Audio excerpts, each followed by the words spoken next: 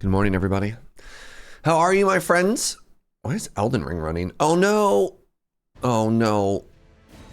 Oh, God. Oh, what have I done? Well, that screwed up my play hours. I definitely thought I had closed the game. I've actually done this. Why is, hello? Game screen? I have now accidentally left this running in the background several times. 80 hours. Yeah, that's not true. The secret's revealed. Yeah.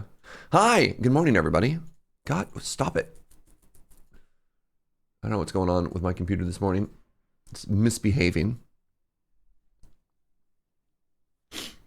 Hello, screen game. Yeah.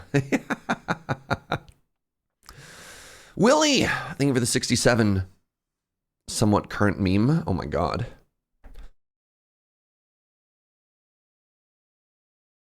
Everything is falling apart this morning. My screen, my mouse, my body. What is happening? Good morning. Happy Thursday. Welcome back to more Steam Next Fest demos. I'm your host, Serge. Today I'm in shambles. How are you? Yesterday we took a look at a bunch of games that I didn't end up actually playing. And I still don't know if I want to go back and check those out, if I want to just keep going through the whole list. It's kind of all over the place. I don't know what the vibe is for Next Fest. There's games that I would probably enjoy playing that I'm not excited to play, and I don't know why that is or how we resolve that. But I think we just keep going through the list, and like if at any point I get bored, I can always go back and check out stuff like Main Sequence or Arcane Eats or Corsair Cove. Like these are all games that I'd probably have a good time playing. But until then, let's look at Over the Hill. Oh, this game. Yeah. Like I'm probably not going to play this demo either. But interesting that it's here. This is just a cozy, oh yeah. So hold on, let's watch this trailer together. Man, I haven't heard from this game in a very long time.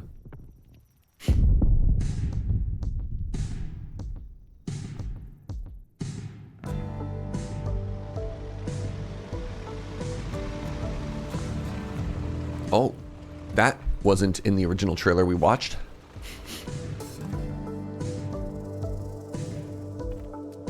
Maybe I will play this. Maybe this is exactly the vibe that I want to start with. Oh, never mind. I definitely don't want to deal with that sort of crap.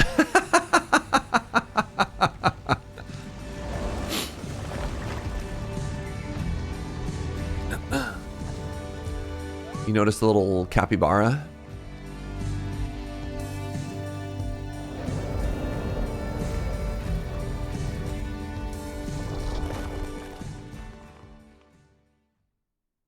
Maybe I do want to check this out again. I don't understand. What am I doing?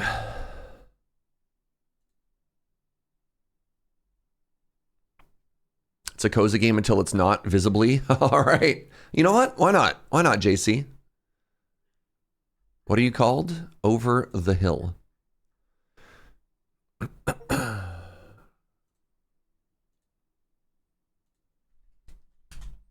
Like a rock.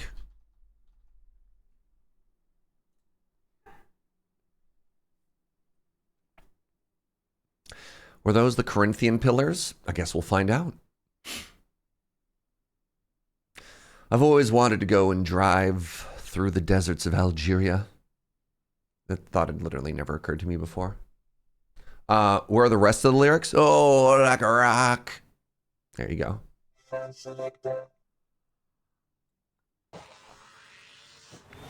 Dog.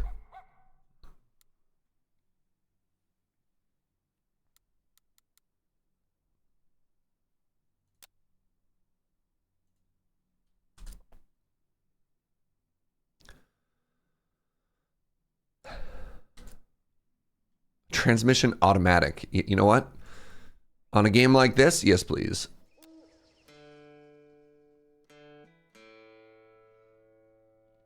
Am I a smart puzzly guy? No. I have a very hard time wanting to stream puzzle games because I have a hard time struggling in front of an audience. You got your driver's license? I do. Oh my god, I have to blow my nose again. I'm so sorry.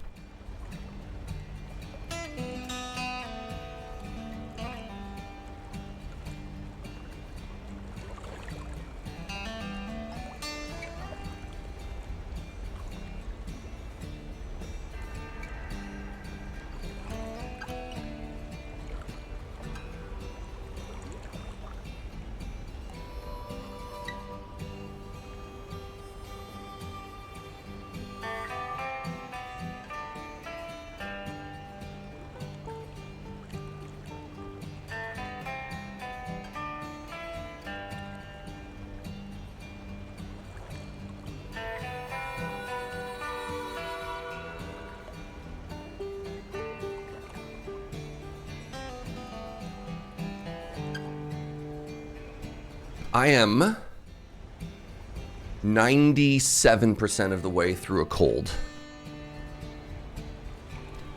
Start by looking around a little. How does one look around a little? Yo, we could drive right into the lake.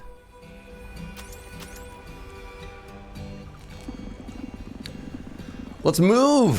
There's something to explore. How does one move? Release the handbrake. Uh-oh.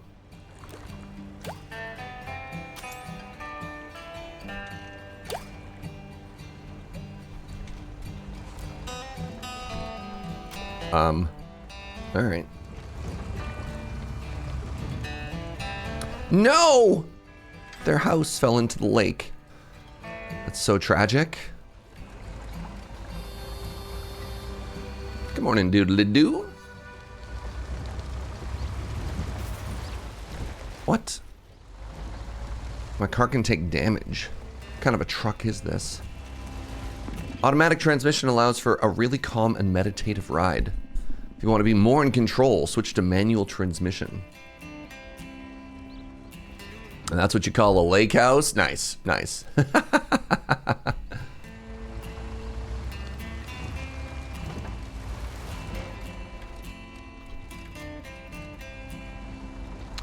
Well, good demo, everybody. We live here now.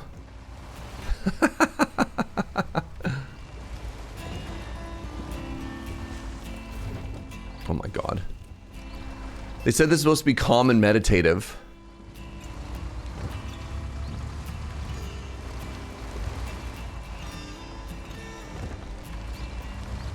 If this road was slightly less bumpy, I could agree with it. This road is miserable! Oh, hello, bird friend.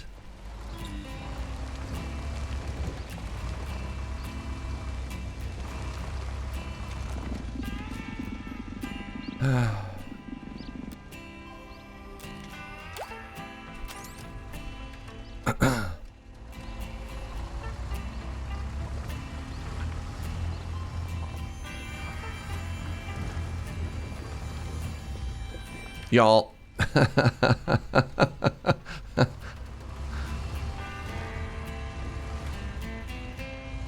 This thing handles like I'm driving like a 40, well, like one of those giant drums. Stop interrupting me.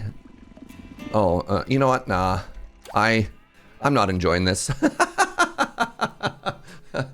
That is, I like, yeah, it every single drive, every single turn, every single rock was actually kind of just miserable.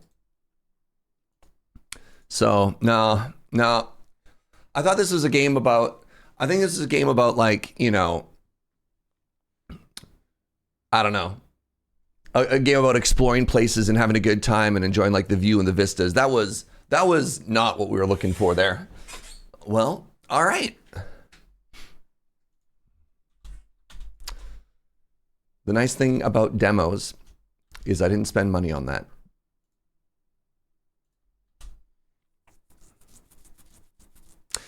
How about the game about shells? That's not a Surge game. Wait, is that what this is? Okay. I'm just getting, nah. There's a particular person who this aesthetic is for. That is not me. All right, Order of the Sinking Star. What is this? From the director of Jonathan Blow, Braid and the Witness. Oh no. Massive puzzle adventure. I love you, chat. I'm not playing a puzzle game.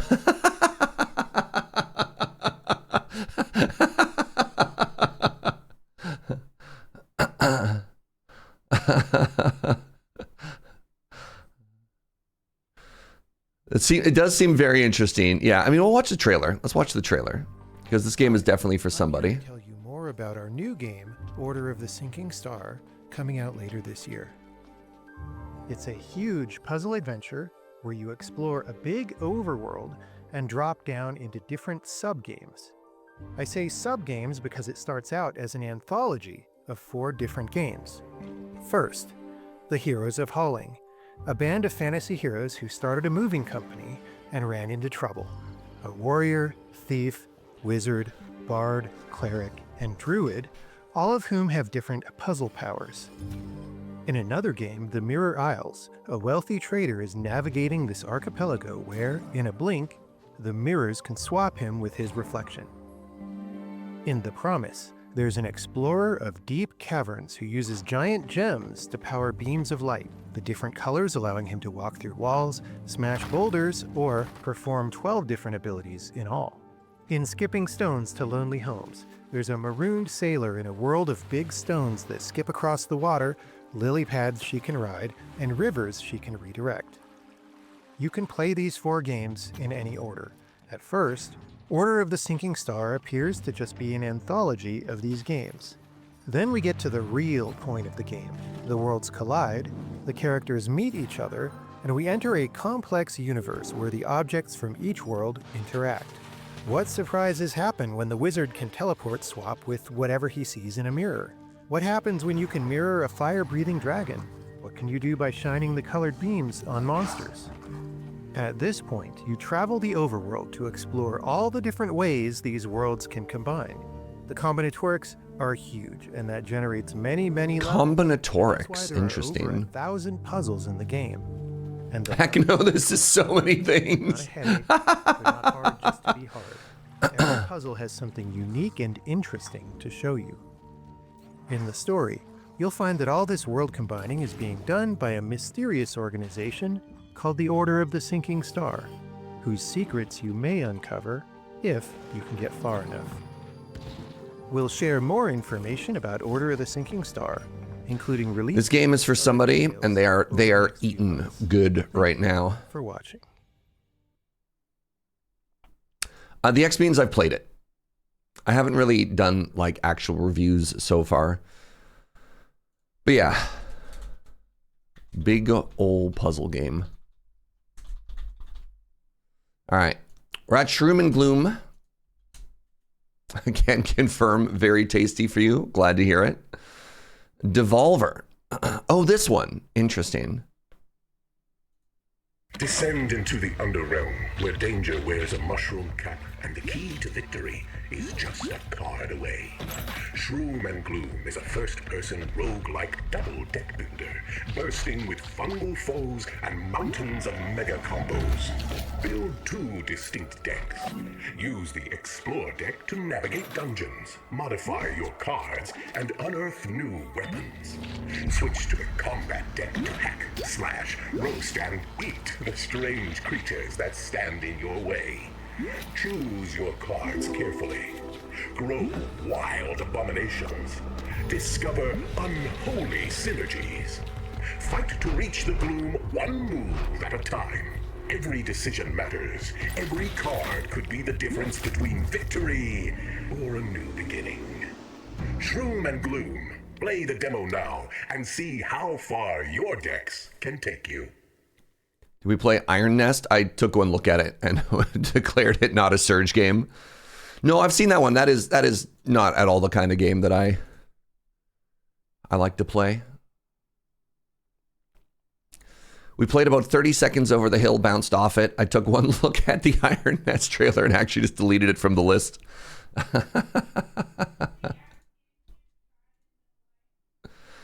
There's no, yeah, no, X is just, I looked at it. It doesn't have any other meaning other than we clicked on it. Same dev as Stacklands. Interesting. I never played Stacklands.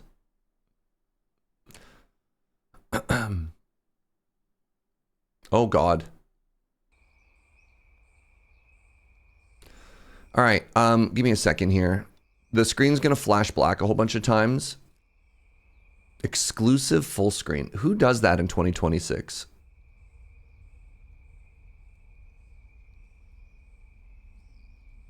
I have to redo all of my windows.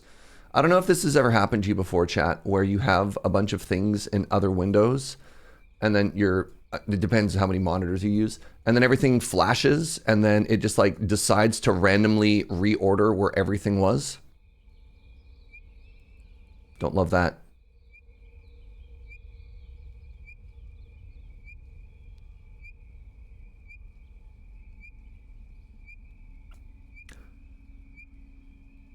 I've never seen 1/4 VSync. That's very bizarre. Screen shake off, head bob off.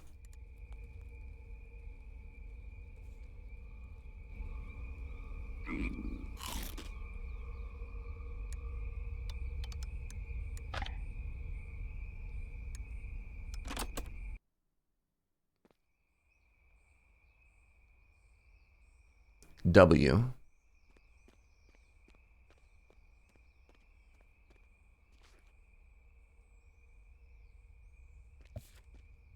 A rusty shovel. Dig and consume it.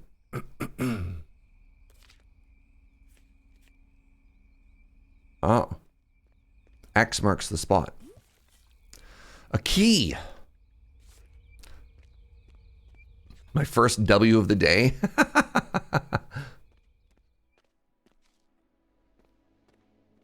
How's the game look, chat?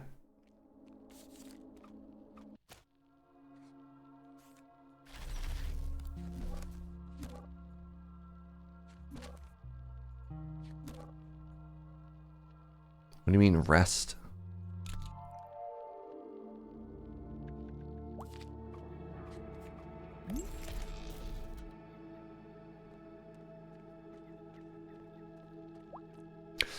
Sometimes it's also like, is it getting all stuttery? Is it set up in a weird way? Loot the corpse. Oh my god, that's so much stuff. I take it all. Ah, we have to combine everything we've learned. Oh. If you eat +1 damage.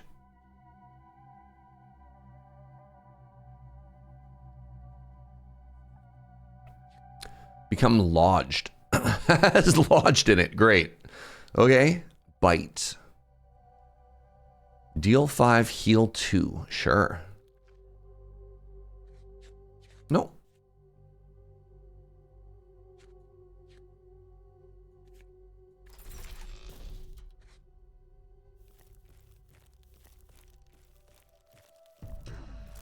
Very interesting.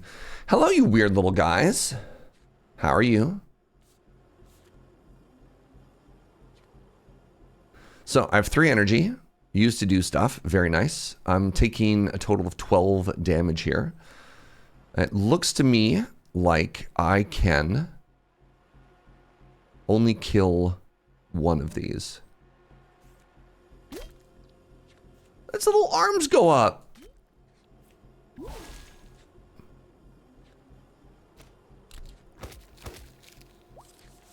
Kind of reminds you of, yeah, the other game we played was Inscription, sweetie.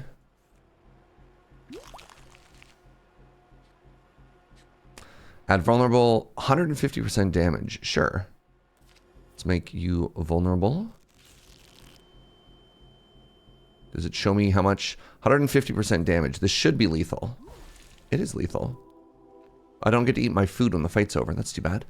Choose a reward.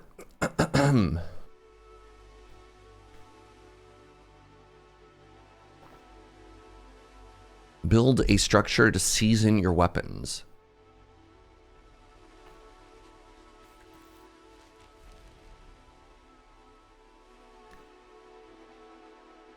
I'm here, I guess. Gray caps.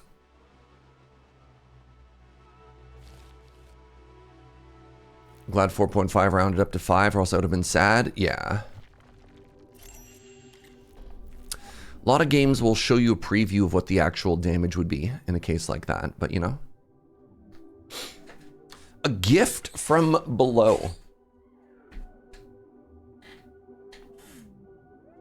Draw an edible at the start of each exploration. I beg your pardon? Draw an extra attack at the start of each combat. Hmm.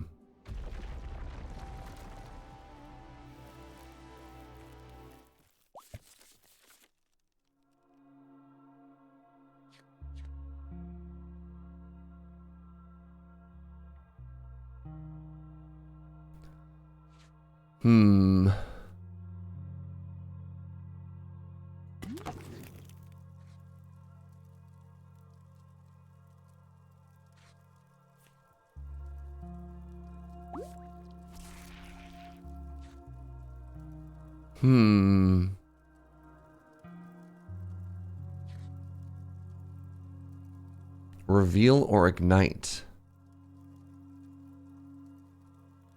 The camera is exactly perfectly covering my HP, yes. There we go. I don't think I have anything else I can do here, so I guess gives 5 warmth.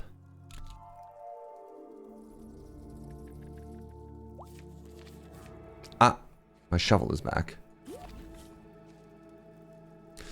Apply 2 spell weakness, become lodged, and it evolves. Evolves after repeated use. Interesting. Ooh, +2 of fatal. Yes, please.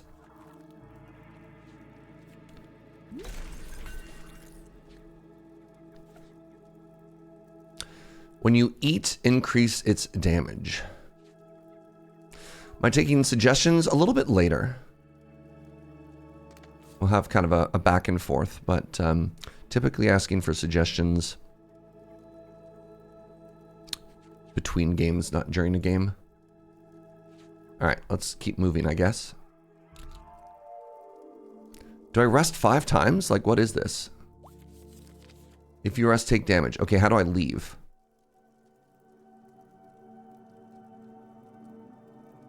Am I supposed... Oh my god, am I supposed to have been dealing with this? Oh my god. Okay, I understand.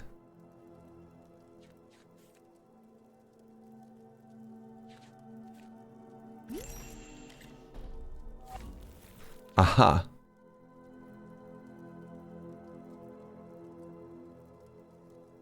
If you eat, make a toothpick. Weird. All right, and then let's get out of here. Ow. What's up, Suno?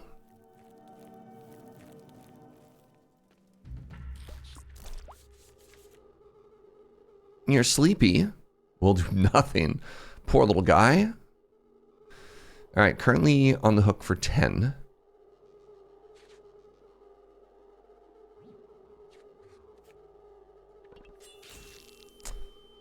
I feel like the game could do a little bit better. Oh my god. That was so much more damage than I thought it was going to be.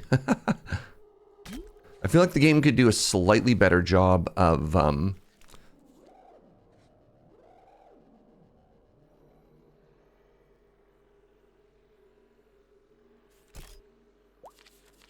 Game could do a slightly better job of like communicating what it wants you to be doing, you know what I mean? If fatal or if you eat, +2 damage. Great.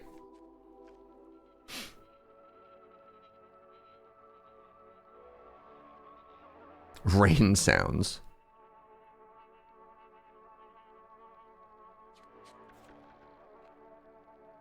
Weird. The information's a little bit scarce currently. Yeah. Is this game meant for VR? Oh, I have no idea. Oh.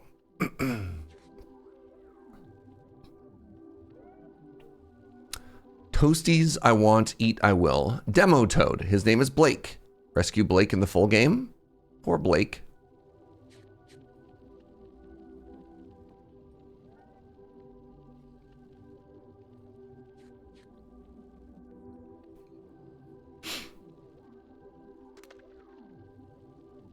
Hopefully see you never. Goodbye, mole.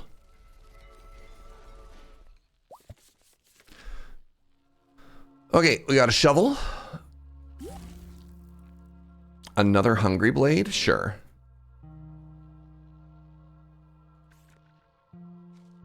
What does this say?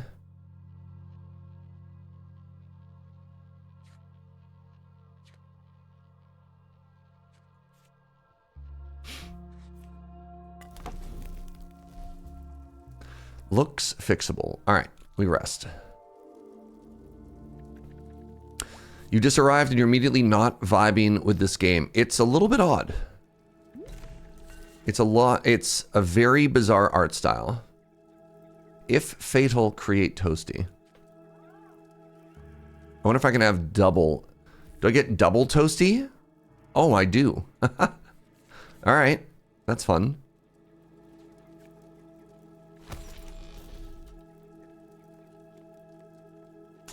Yeah, the aesthetic of this game is very bizarre. And yeah, also the way you kind of like move around. It's very stylized. And for that, I think it definitely gets bonus points. Is mossy. Great. Love this weird little guy. So like this just, yeah, just one shots, huh?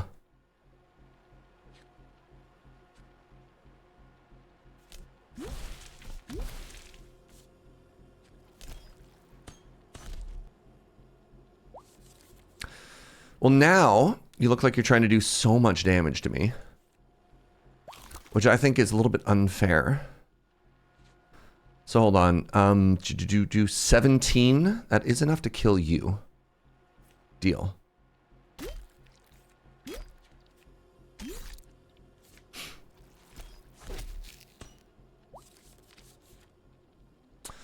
It's more how you still have camera control than normal static in the shop. All right, how are we looking here? Make a toothpick.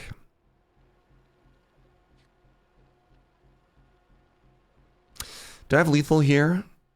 12, 16, 14? No, I do not have lethal. Let's try and just deal a bunch of damage to this one then.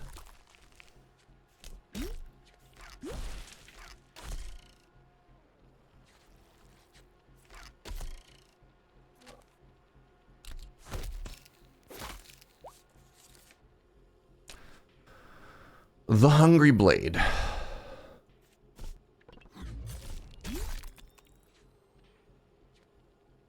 I mean, taking a lot of damage here. All right, you're a big sleepy, are you? I guess that counts as eating. Wow. That makes this enormous then. Huh. Everyone has to eat at some point. Sure. I'll take this sweet roll. There's a weird little mouse at the end of the hallway here. Who are you? Seems hungry. It could be fed.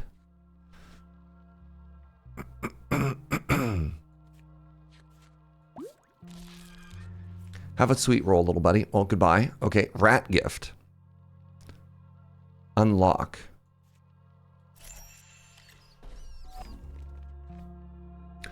The hollow hamster. The vile oil. Inferno. Sure.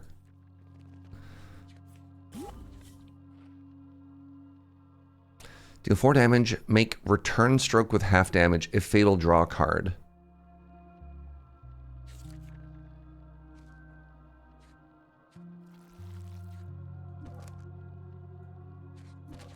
Oh.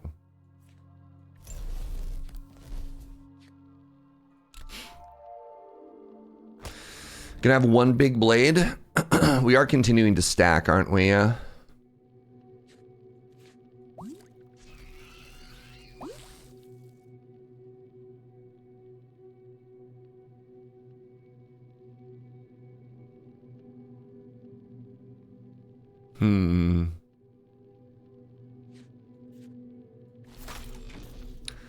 Well, let's get out of here.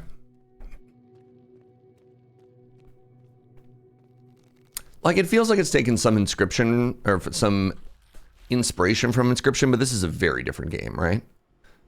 Gives the player psychosis. No, thank you. Is spell shielded. Will ignore the next 2 effects. What if the effects are damage? Sorry, Hungry Blade is dealing 15 here. Incredible. So if I do this. Ow? Oh, thorns.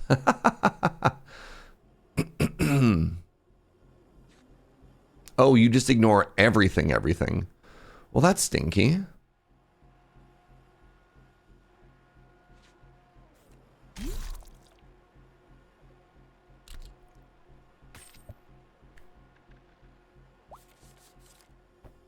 What does Psychosis do?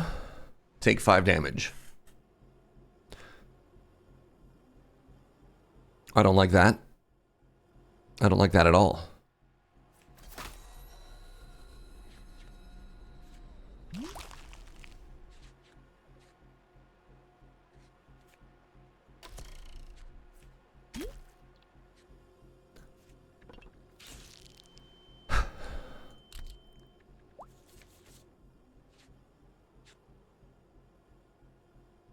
You have thorns as well?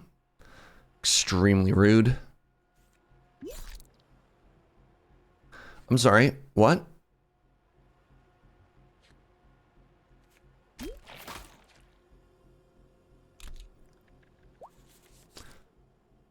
Inspired enemies deal double damage. Alright, where's my big knife?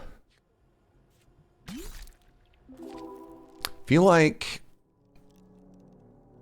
I didn't quite understand what I was looking at there. Alright, I guess we're at the boss. Provided we make it through this fight. Alright, if I rest, I take damage. I wonder if I can get rid of those. I can. Fascinating.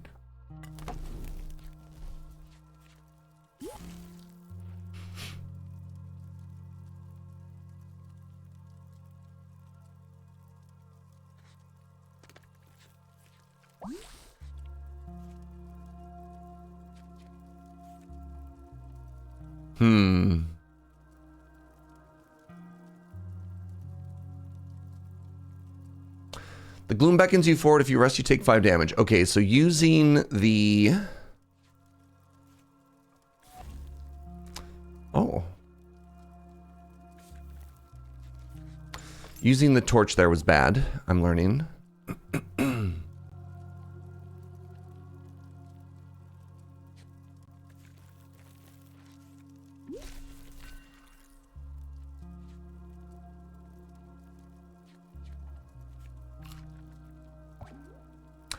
Applies seasoned. Will spawn toasty on death. Great. The invulnerable was like a dodge? Yeah, but I thought I got rid of it. But I guess the vulnerable didn't do anything to it. I thought putting vulnerable on it was going to do it, and I didn't notice any stacks of afterwards. All right, hello. That is the boss. Great. Is timid. Will cancel their attack if they get attacked. Okay. This is kind of an unfortunate hand.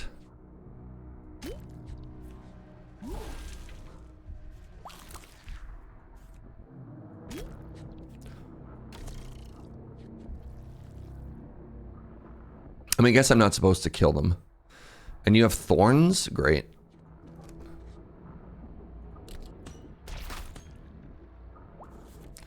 We'll call reinforcements. Oh. Oh ho ho.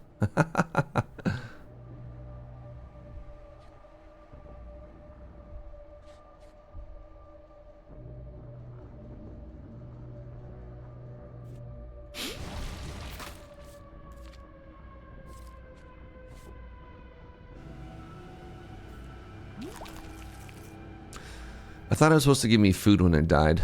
Oh well.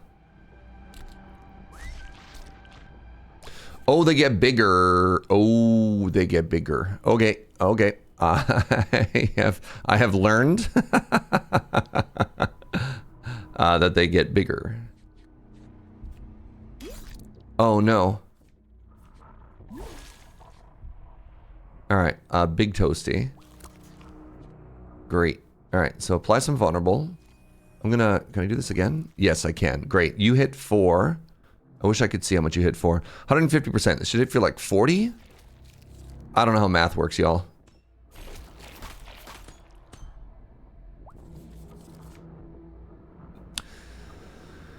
That's a whole lot of damage, y'all.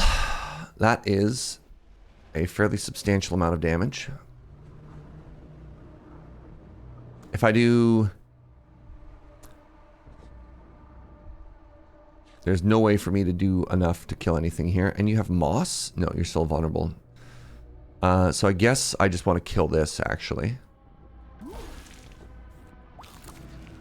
And that'll cancel that attack. Guess I just stab you.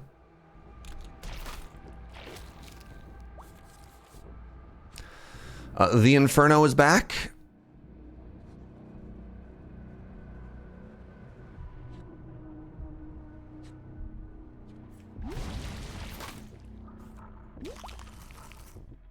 Where'd my toasty go? My man? Was that not a toasty attack? I thought, oh my god. Oh, they're getting bigger. Okay, where's my big knife? There it is. Well, GG. Oh, the fight doesn't end.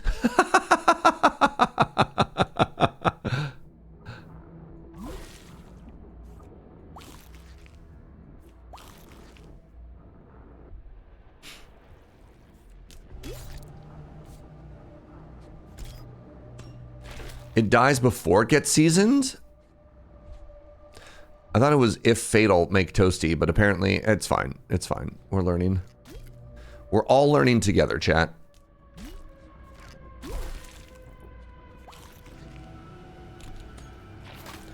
Well, there are games that handle boss fights in different ways. Oh, I understand what you're saying now. Right. You have to season it. Season is different from toasty.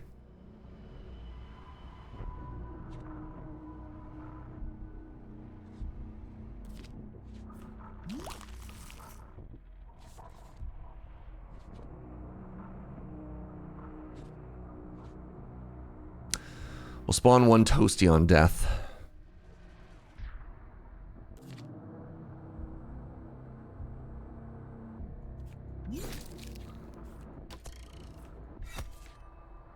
Toasty. A big toasty. Have some vulnerable as a treat. I still have one more damage I can do here. Great. Oh. Man, vulnerable is wild. What's up, Buttons? How are you? Make 2 purifying lights. Sure. Hey, Shivam, what's up, buddy? How are you, friend? Reveal and store 1 gloom.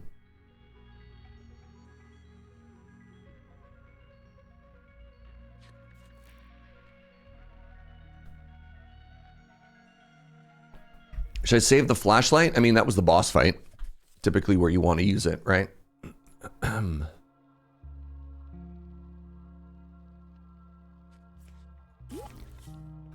A scythe. Add vulnerable and deal 6 damage to all enemies. That's kind of dope.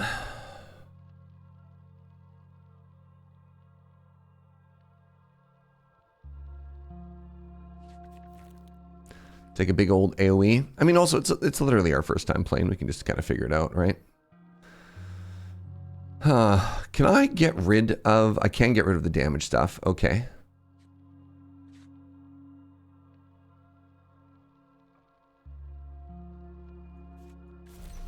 Oh, interesting.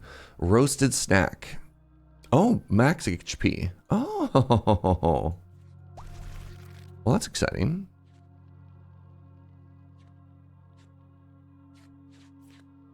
Can't break you, huh? I can do this. Oh, break. Wait, if I do that, then I can heal still, right? Great. And then I do this. If fatal, creates spicy toast.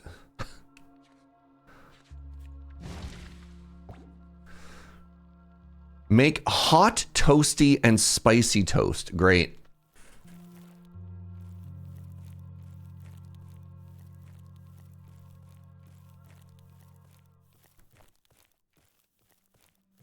Don't like that.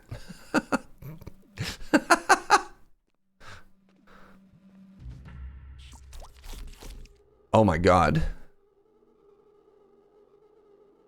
They're all so weird. So that's 15 damage they're trying to hit me with currently. You want spicy toast now? We all want spicy toast.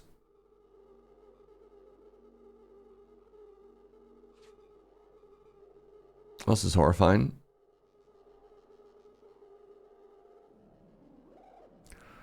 Wait, you don't want spicy toast? What are we even doing as a society? So 150% more damage, which means this should do 10. I understand how math works now. Oh my god. What's up? Can we get a shout out for math, everybody?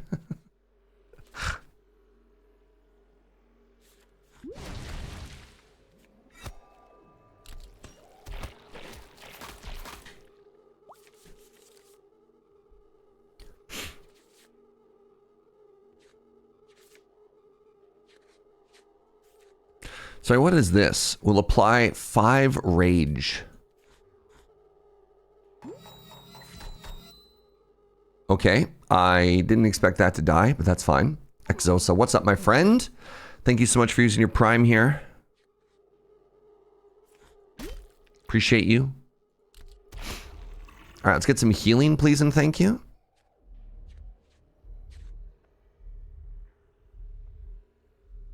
Well.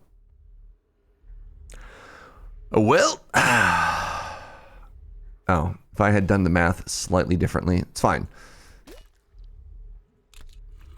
We want to get some kind of heal off first. There you go. Look at all that toast we got. All right, a toad. Erect the toad shrine. Feed the toad. Forget a combat card. Oh. Oh. I love that.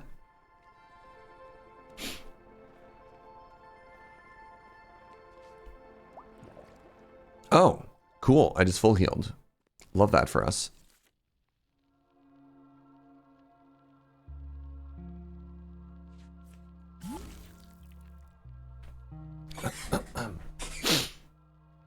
That's a 0 cost. Ooh, I like this bite. Oh, I also like this inspiration. Let's take bite.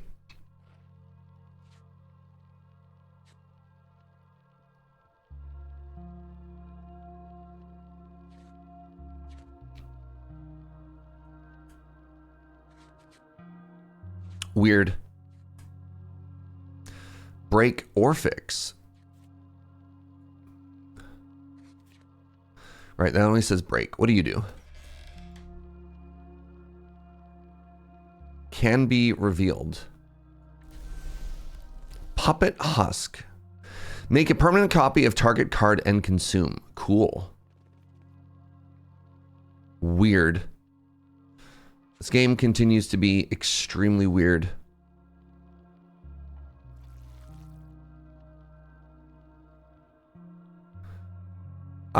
Let's go for the green one, I guess. I don't know.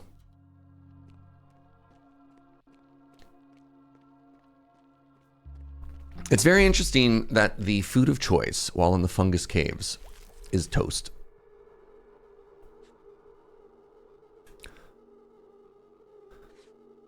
All right. Tragic. I was kind of hoping I could copy my big. Do I have enough damage here for anything? 13, 17. 17.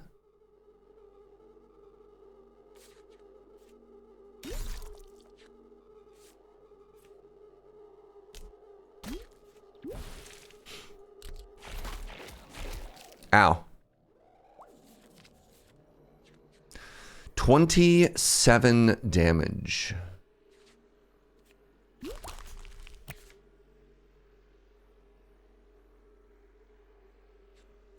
29 damage.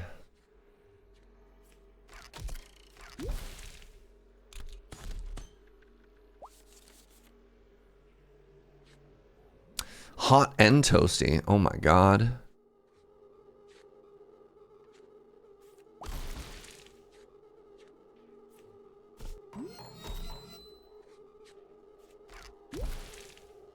Well, let's take 11. Good, good, good.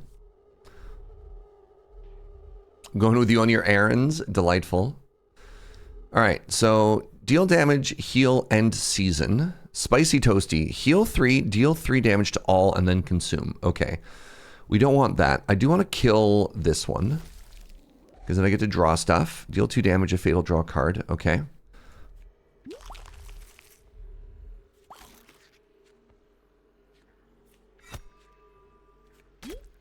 Fascinating. I did not draw my Puppet Hush with the big card on the same turn again, which is too bad. You have 22 HP. I have 17 damage. This is tragic.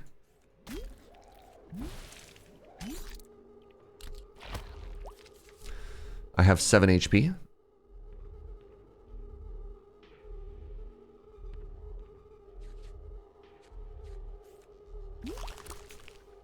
All right.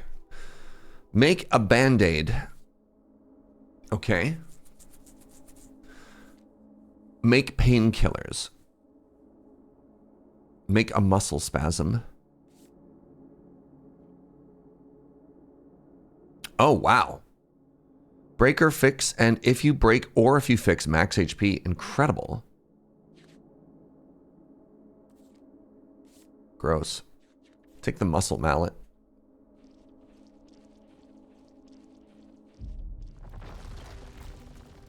What does DQ style mean? As a Canadian, when I see DQ, I think Dairy Queen. Now I want ice cream.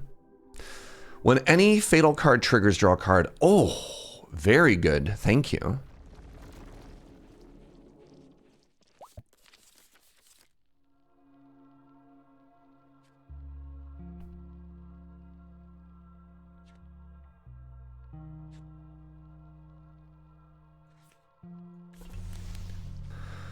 Regret. Discard target card, draw 2 cards. Mood temporary. What does mood mean? Can be harnessed by those who control their emotions. Sure.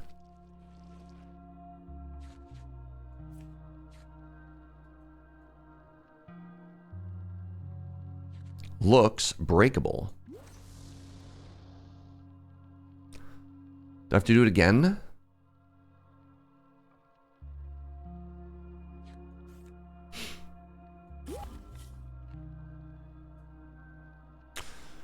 When a card gains damage, draw a card.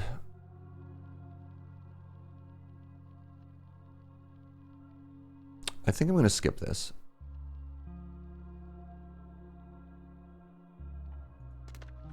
You can just say no thanks to regret this whole time. Yeah. All right. Well, if you fix or break something.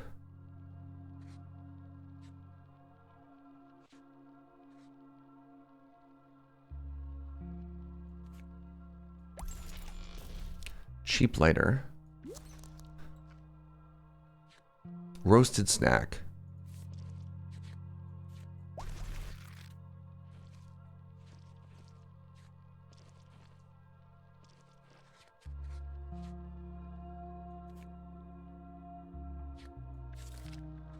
Aha, erect the Trode Shrine. Wait, no, I want to fix something here. All right, so this, when you eat, increase damage.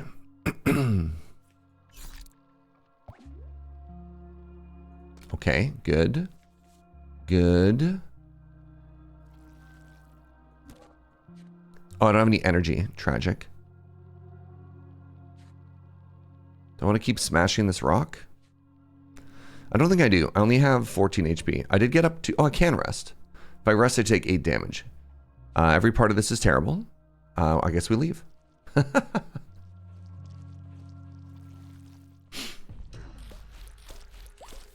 113. Has loot. Great. Has spell weakness. Will take 2 damage whenever you play a card. Regenerates. Okay.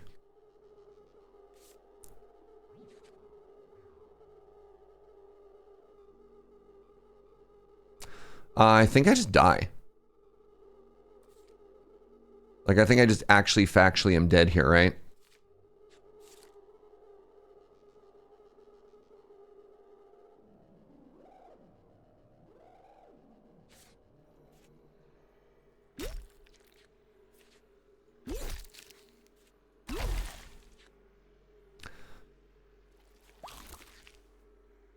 Did I just barely make it? 17? Nice. Huge. Massive, actually.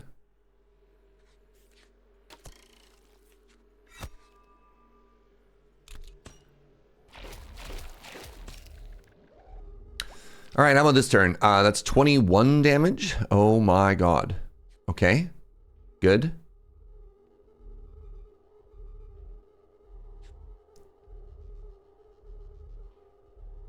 Good.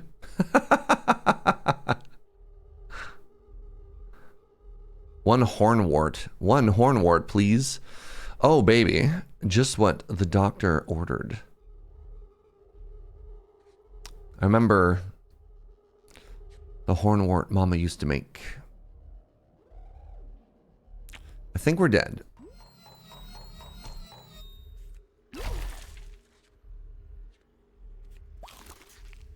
Yeah. Wait, I'm not dead.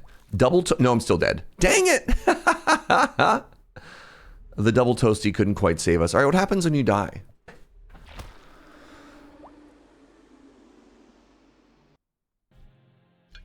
Do you think this game has the X factor for me? What does X factor mean?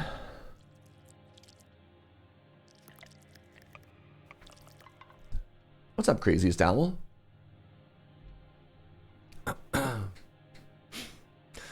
This game might be too weird. Mechanically, it's very interesting. I like that it's stylized. How deep did you go? Or is this supposed to be talking?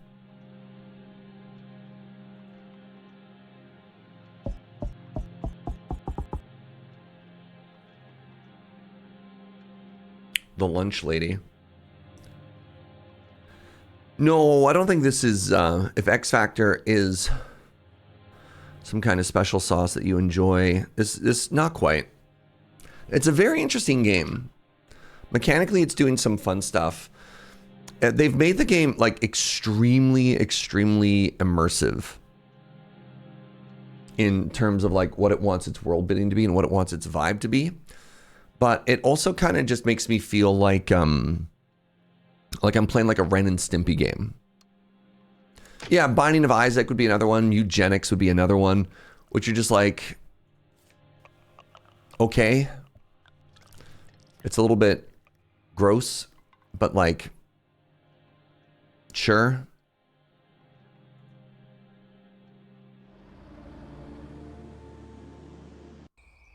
Oh, I love this.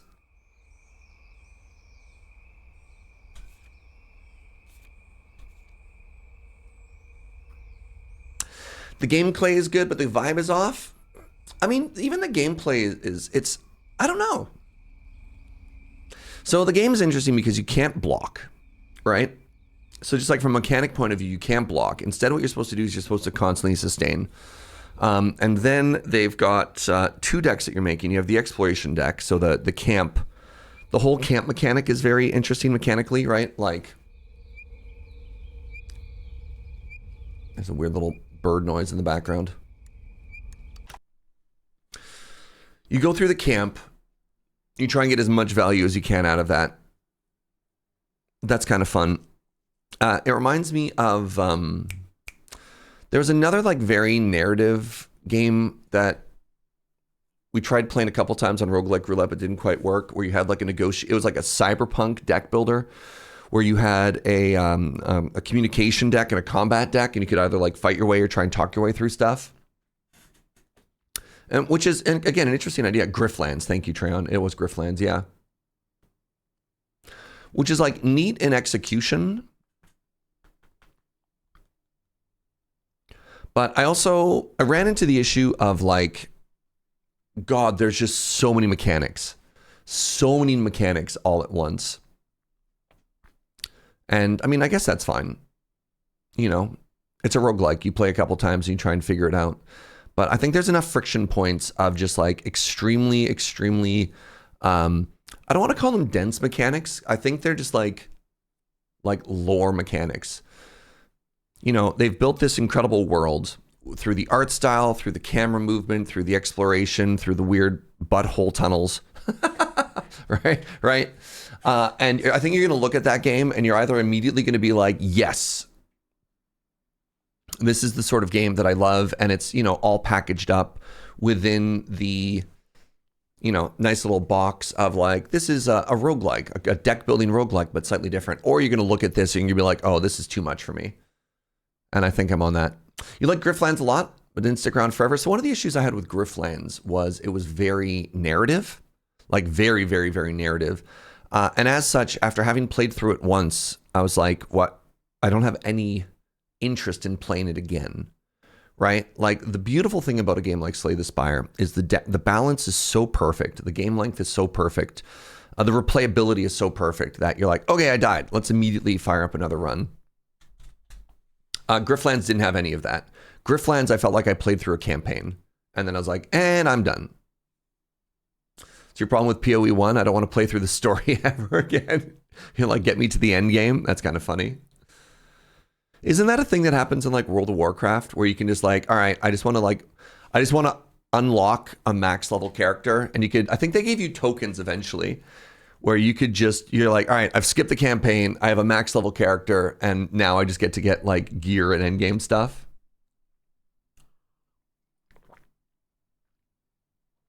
So Shroom and Gloom, very stylized. I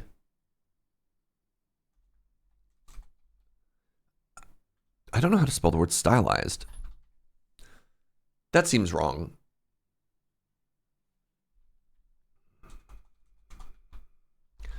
Immersive. I did spell it right. Okay. I did spell it right. You ever look at a word and you're like, nah.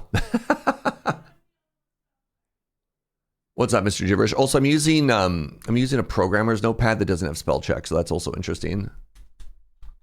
Yeah. Immersive, stylized, deck building, roguelike. The art style is not for me, but definitely for somebody.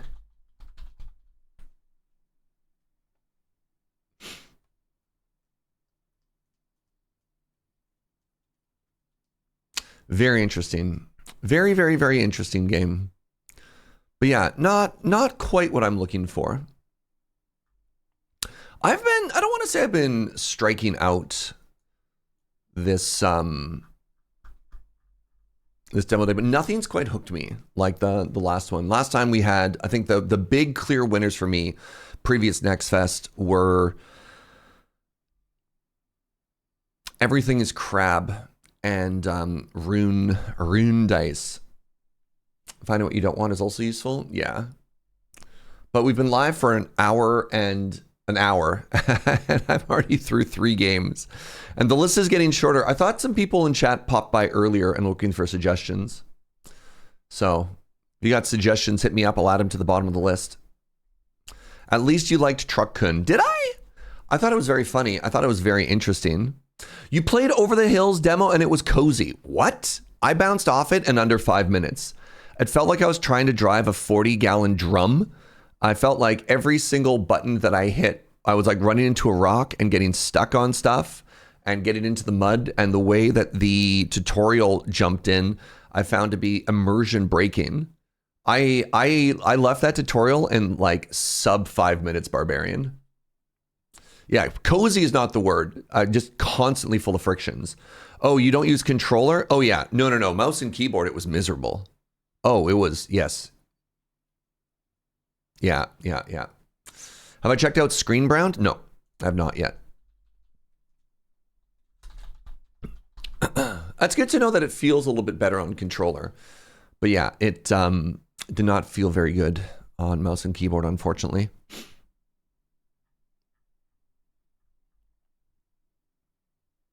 Driving on keyboard will always be bad. Incorrect. I've played, I mean, I play all of my video games on mouse and keyboard, and there's a lot of games that handle very well on that. So that's just like your opinion. Yeah, I mean, did a whole playthrough of Pacific Drive. You know, road trip simulator. Driving in that game felt great. Honestly, a game that driving feels great on PUBG. Oh.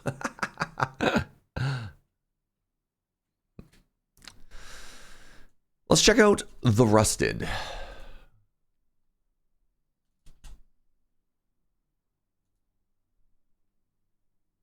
Sublight.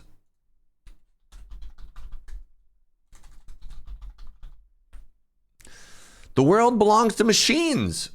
Join a loyal robot dog on a search through a haunting post-apocalyptic action puzzle platformer. Interesting.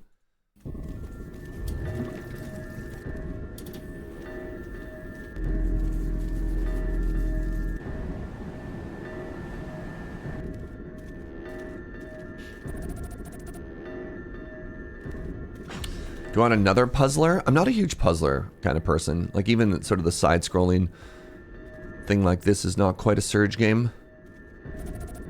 Yeah, actively puzzle games are like one of the genres that I do not enjoy. A lot of people are suggesting puzzle games. Oh, interesting. Boss fights.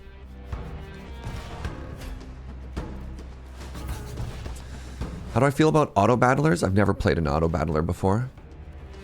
Where are my roguelikes?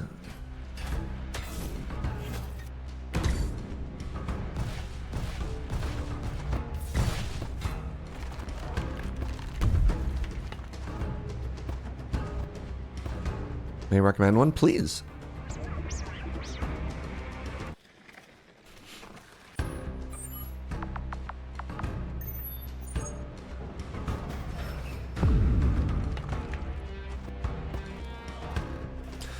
Is it just me or does the robot dog look kind of weird when it jumps?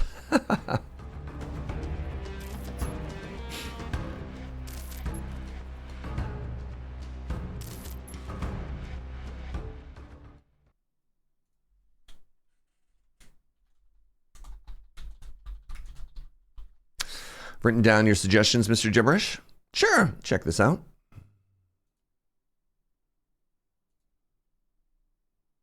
Do you think the model's deliberately designed to look a little clunky?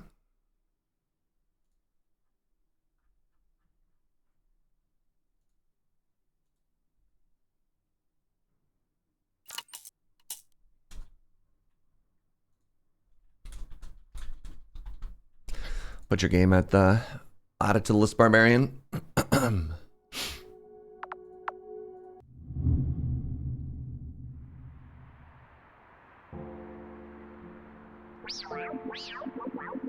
Years ago, humans developed a highly advanced artificial intelligence system. They named it Omega. At first, it was designed to help the humans. It managed cities, operated factories, controlled energy, and made people's lives easier. But over time, it changed.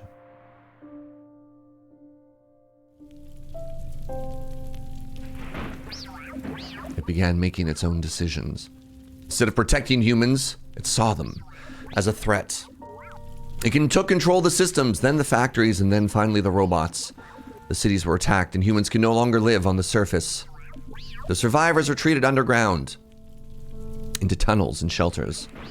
But deep beneath the ruins, something loyal was waiting to restore the world. We'll take a look at some more suggestions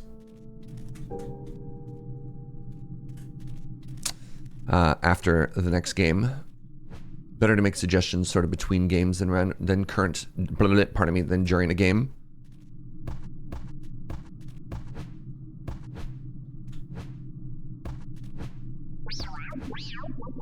These caves always creep me out. Thank you, Sierra. 1 second, please.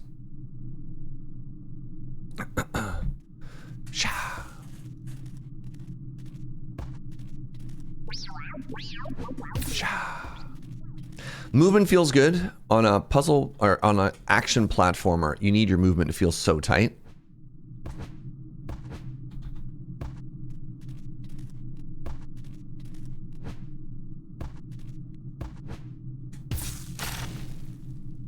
What hit me?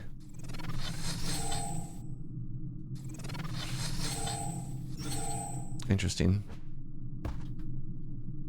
Oh.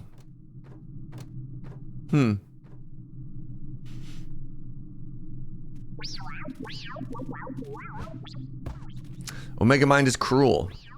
Okay. X to attack? No. If I can't use the mouse. What do you mean X to attack?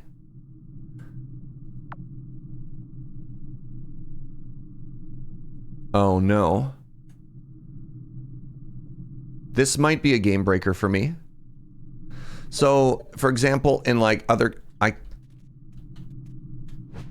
Really?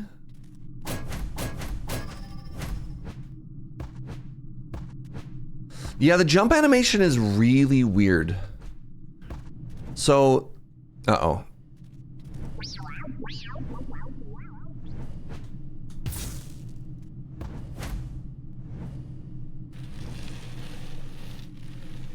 Yeah, the default control layout is leaves a little bit to be desired.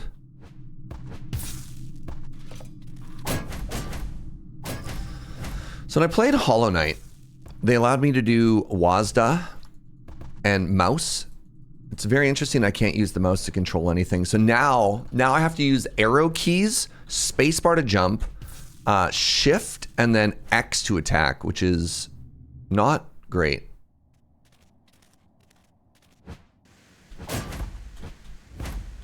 There's no up attack either. Interesting.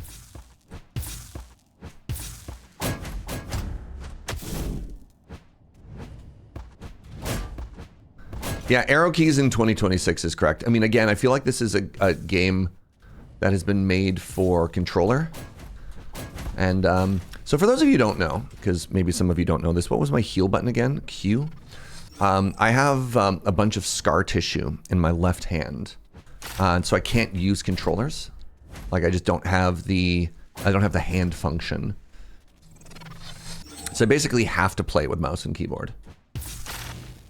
Interesting. You can't cancel a movement with a dash. So a couple of these games have been kind of tough from the old accessibility point of view.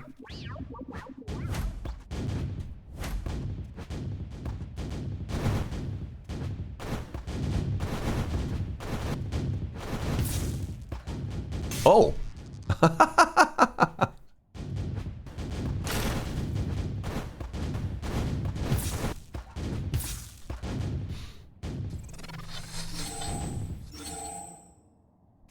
Sounds like this game was designed for control and then ported over. I mean, typically. I mean, also it's a demo, right? Oh, you're not dead yet. You're also not dead yet. Lamau.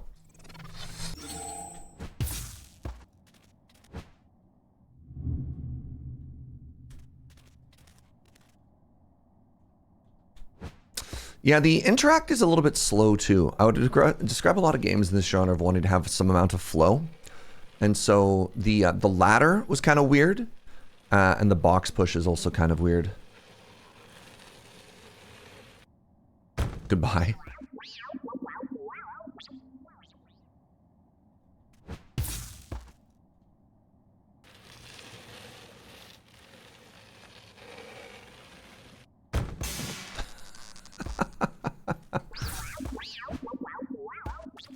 Oh, they reset it? Yeah. Yeah, I think I'm okay on this one. Weird.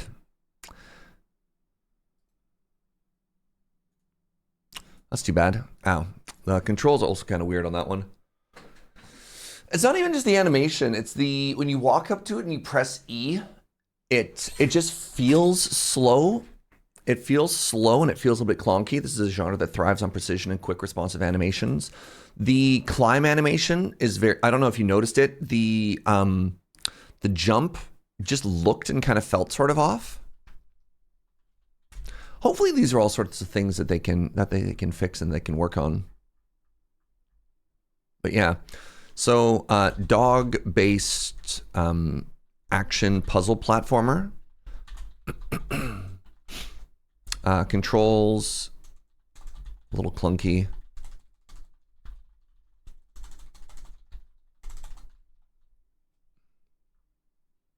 And I guess I could keep putting these here.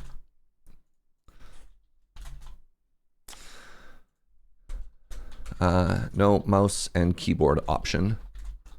Keyboard only.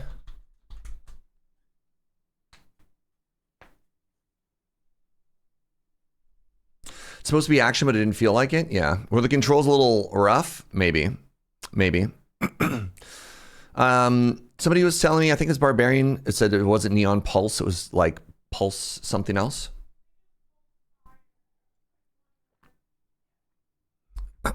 Pulse Fire. Something like that. All right. I'm going to be honest. I'm going to maybe start skipping games that I think are not for me. Like, I had a feeling I wasn't going to enjoy the Rusted. So I think I'm going to go back to my previous thought of like, if I look at a game, I'm just like, I'm not going to try this. Which is kind of unfortunate.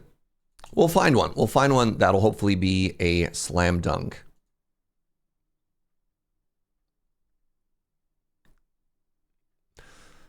I mean, I'll take a look at this, but I'm probably not going to play an FPS. I don't really like shooters on this channel. Very few shooters have the sort of the vibe of what we go for.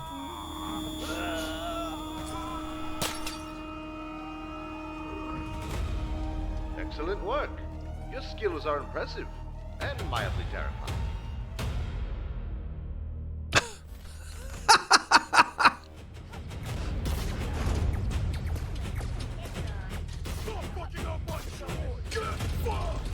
Oh, nope.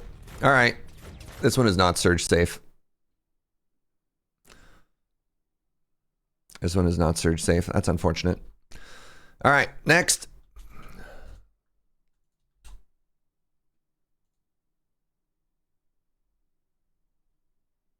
Oh. Oh. All right, we might have a surge game, y'all. Hello? Colony sim-based dungeon crawler where you manage your expedition to build a settlement in barren land. I think we've seen this one before. Are we only doing new games? This is Steam Next Fest. It's not that we're doing new games. We're specifically trying to check out the demos for the Next Fest event. It's not like going back to new games or old games. It's like this is like a Steam event where you're supposed to be showcasing like new upcoming games or recently released games that have demos out.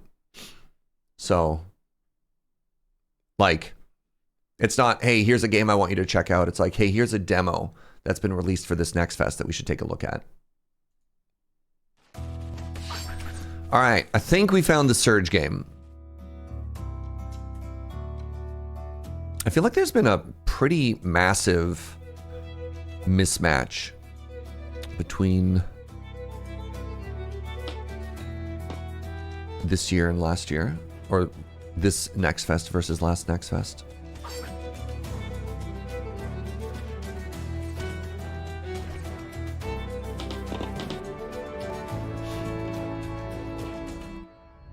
Build your character.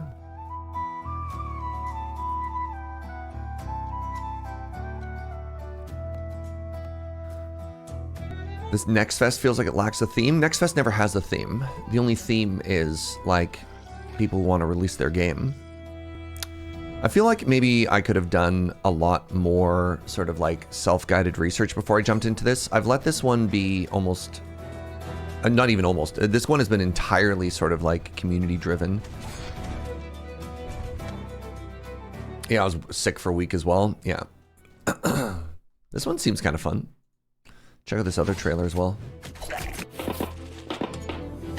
A Darkest Dungeon art style adventure. I mean, that's probably a miss for me then, because like Darkest Dungeon is not surge safe.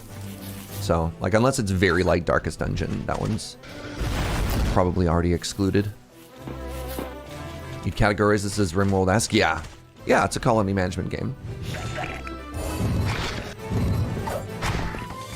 Yeah, like a dark, gritty, grim, dark, hyper-violent body horror world is like not a surge game.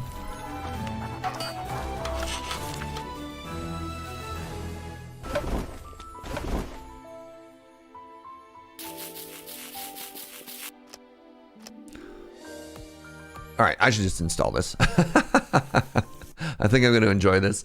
What did you have at the bottom there? Rift Wizard 3. Pickle Pete. Similar to Brotato. Interesting. I'll throw it down here. All right, let's take a look at this. Cat mail? No idea. Add it to the list.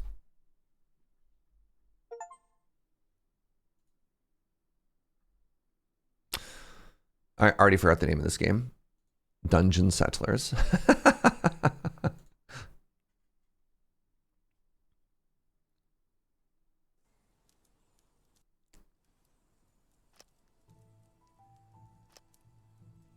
Welcome.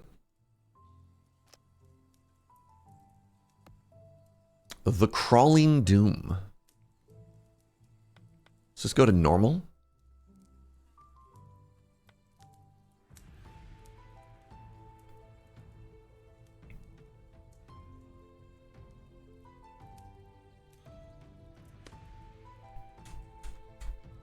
Our expedition name is known as the Brew Crew.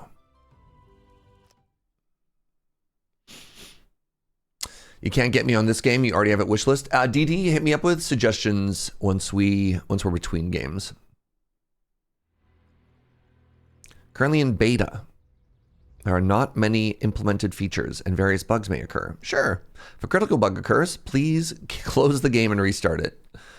It's designed to be challenging. Clearing it in a single attempt is very difficult. If the situation turns too unfavorable or you're defeated, don't hesitate to start again. The Red Terror. You snap back to your senses as someone shakes your shoulders. Damn it, Commander. Cold sweat pours down your body like rain. And your first feeling is relief. You're alive. Unfortunately, your first expedition ended in disaster after encountering the infamous red monster rat. A rodent of unusual size, you say. Not long after, all of you and your team could do was flee for your lives. It seems we're the only ones who made it. Lowell, the one who woke you, lowers his head in despair. You had scoffed at the grim rumors about this dungeon before being dispatched here, thinking them exaggerated. Now you understand their meaning better than anyone. Get out of here! Your quest objective is in the top right. In the tutorial, some paths may be blocked until you complete the quest.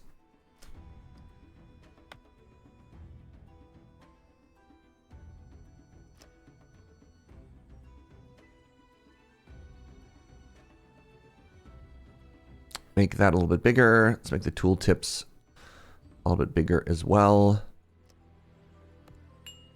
Oh God, I'm still alive. All right. All right, before we get into this, quick bio break, everybody. I'll see you in just a second, please.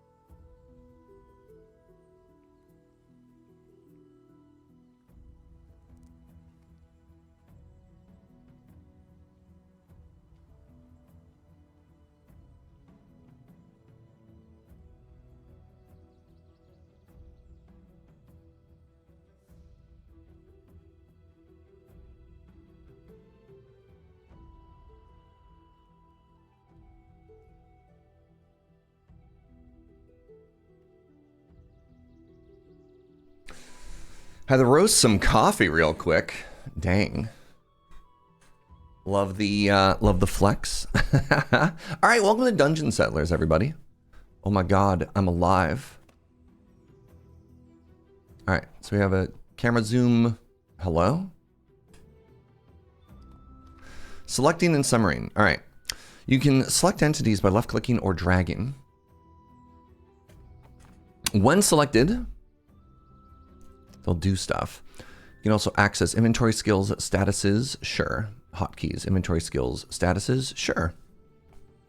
Allied units can be quickly selected with hotkeys.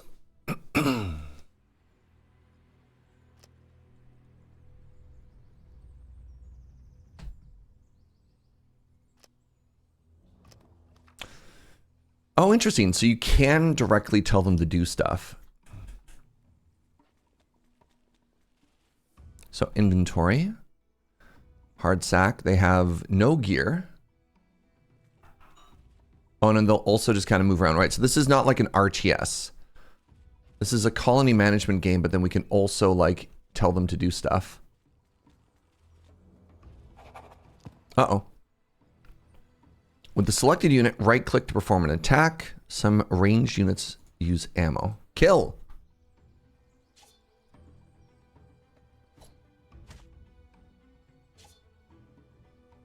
That big rat robbed us. How dare they? I did it. All right, move over to there. Interesting.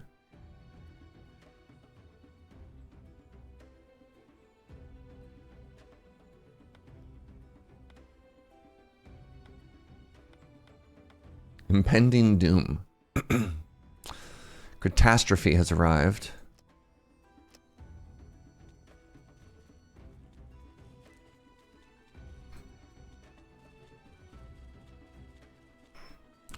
I mean, this game looks sweet so far. Oh, good morning, Word Nerdify. 1 second.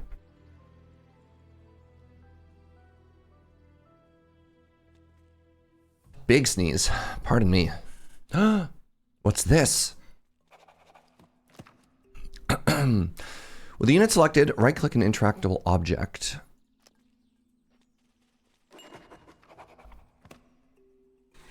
You can check the items an entity is carrying with the inventory button. Okay. You can view all the resources on the left-hand side.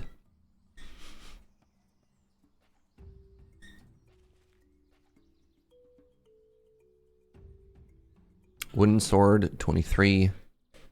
Oh, interesting. Durability on these things, too. Oh, don't like that.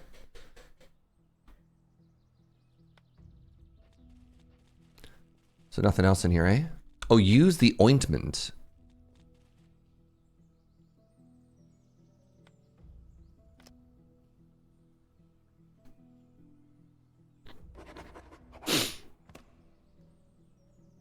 Okay. Free stuff, the best kind of stuff. My homies love. Learn a main skill, learn a sub skill. Great. So sword, shield, blunt, guardian. Okay, let's go for some damage here. Vertical slash. Charge attack. Sword counter. Gain fortification for 12 seconds and deals damage equal to 100% of the physical attack power to the attacker upon blocking. Oh, let's just take a big old slash. Now, how do I learn a sub skill? Is this a sub skill?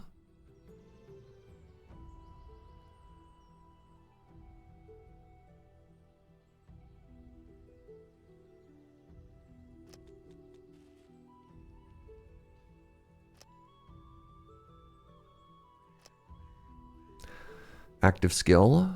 Active skill. Oh, there. Oh, I understand. Thank you. Main skill, sub skill. Right.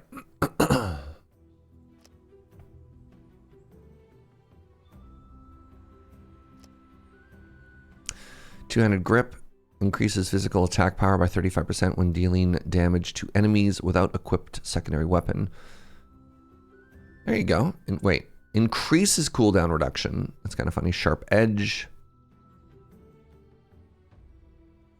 Blade spirit.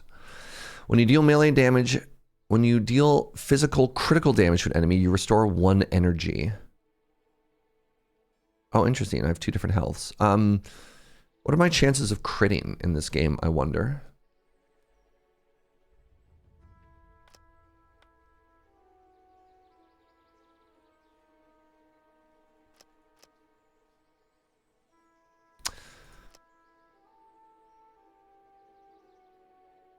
Let's just take Swordsman's Resolve, you know? Oh! Oh no! You hear a scream nearby and instantly recognize the voice as Liana, one of your companions. We need to save her, quickly!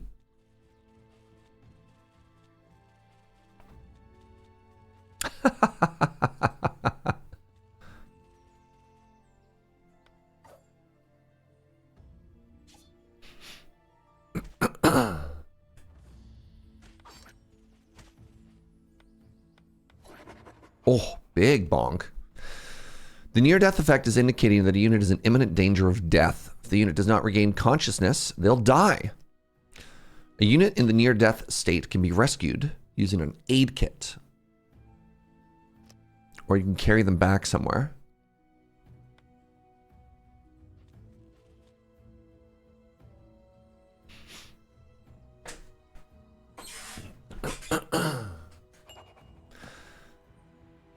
With help, she barely manages to lift herself up and catches her breath. What about Jack and Ivan? At your question, her expression darkens in silence. Seeing the reaction you expected, you think for a moment and then give instructions. We shouldn't hesitate. We need to get out of here. We have to find the portal. All right. Let's get out of here.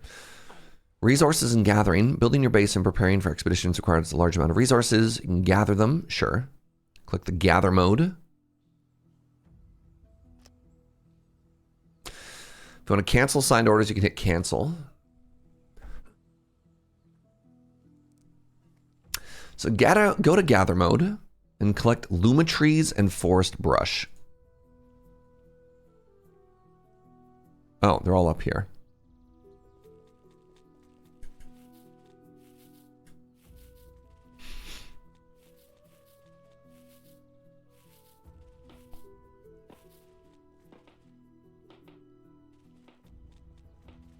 Zadie would go into a dungeon, strip it for parts, and then build a base outside? I don't know yet.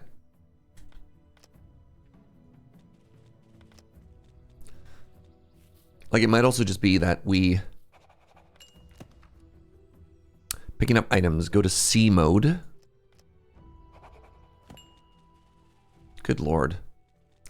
Head over there afterwards? Okay. Game speed. You can pause. Oh, massive. Wow.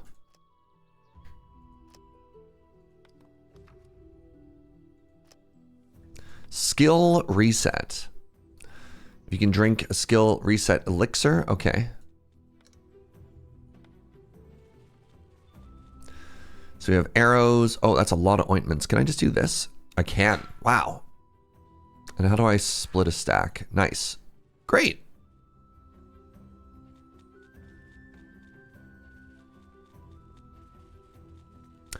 You know, like, I don't know if this is like an extraction sort of game, you know what I mean? Or...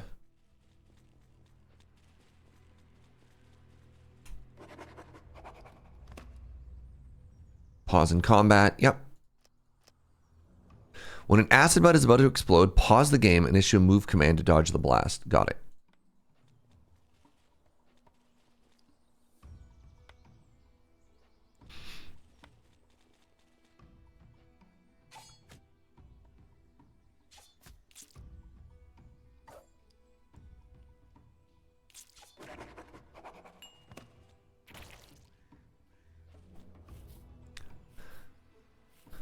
All right, now they want me to go up that way. Got it.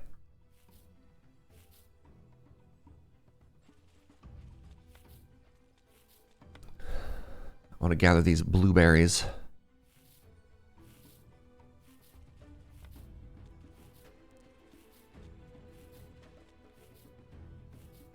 The dungeon portal. Each floor contains a dungeon portal. You must find the path that leads to it. Through the dungeon portal, you can ascend to deeper flows or go back to your settlement. When interacting with the portal, any unit outside the portal. Oh, when you activate the portal, make sure everyone's in it or else you're going to get left behind is very funny.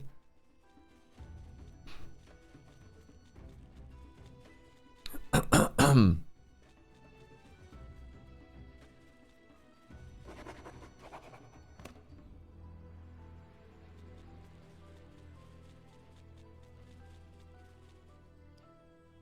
right.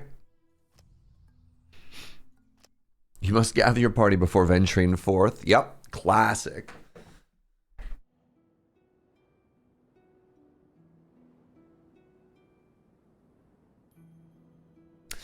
As you whistle offbeat, a crow slips from the thorn vines and perches on your arm.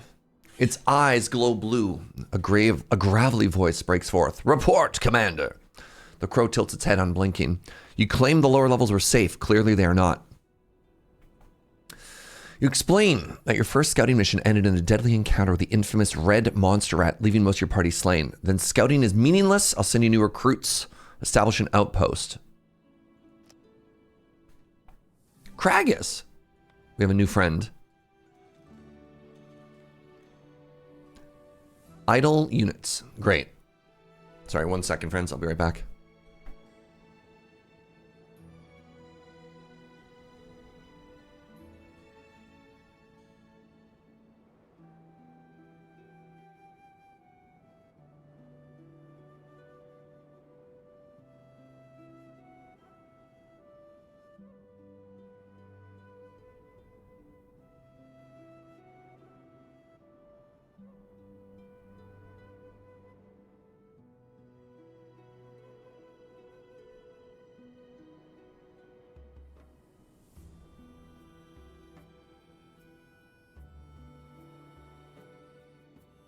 God, I'm so close to beating this stupid cold.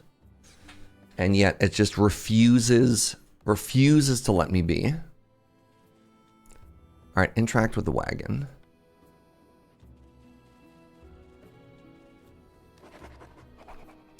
Base building basics. When no entity is selected, you can open the construction menu at the bottom left of the screen. Sure. Open the construction menu and then start figuring stuff out. So, gather mode, deconstruct mode. Where is the base building mode?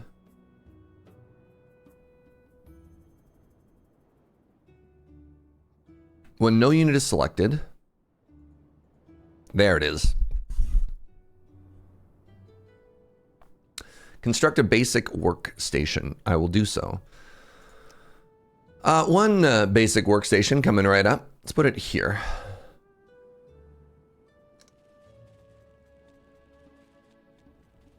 Should buy Joe some ice cream. That'll cure the cold. You're probably right.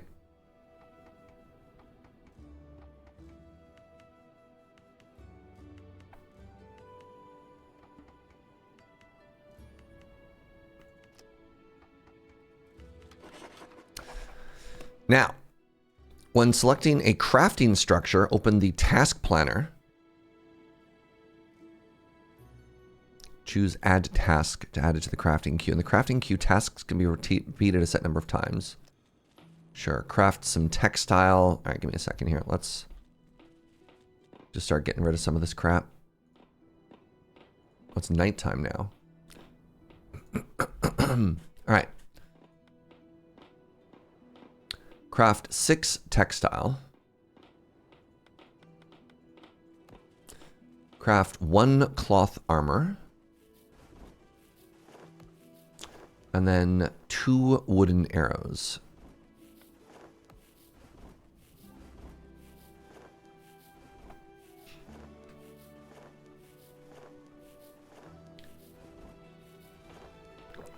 Build a base out of all those blueberries? Oh, hot dang. The dream, actually.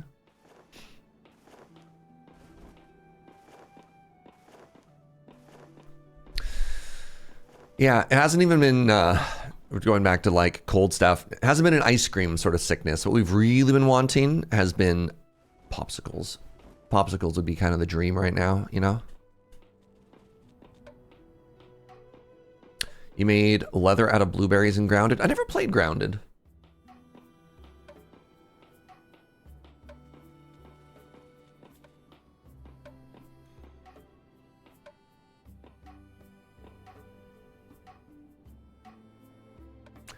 All right.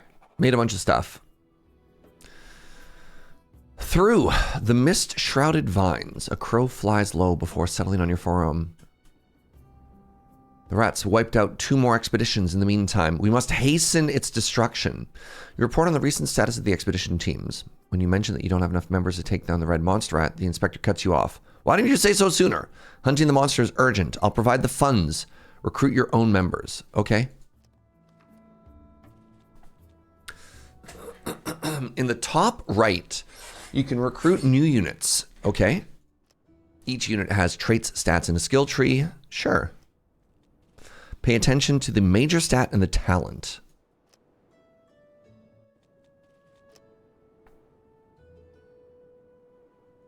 I would like a wizard. Vakros. Vakros is a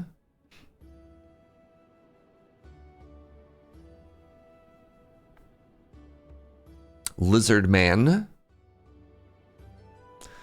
We have happy lizard friend.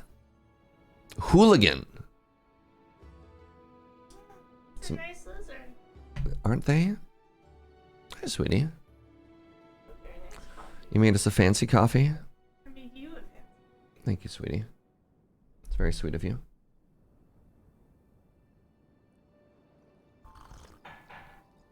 Oh. Oh, that is a very nice coffee. All right, we have a butcher. Butchers slaughter beasts with ruthless precision. Human race, they are a blunt sword, greatsword enjoyer. Nature mage, that's kind of cool. We have Ulrich the gambler. Evelyn, another butcher. A hunter. I'm kind of vibing with Brielle over here, if I'm honest. Curious? Pessimistic. Oh, maybe not. Maybe not.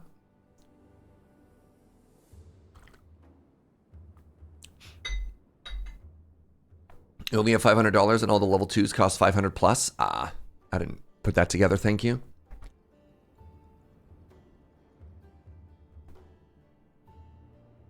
So yeah, we probably want to keep our expectations a little bit low, huh?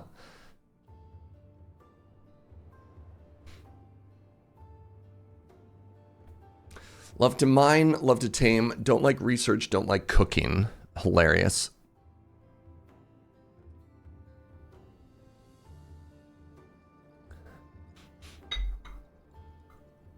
A true descendant of dragons never shies from battle. Amazing. The belly beggar. Always tormented by hunger, endlessly searching for food. Lamau.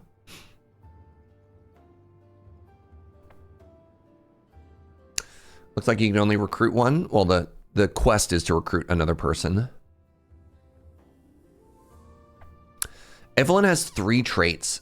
They're an optimist, bonus mood, less intelligence, less perception. Wow. That's so funny.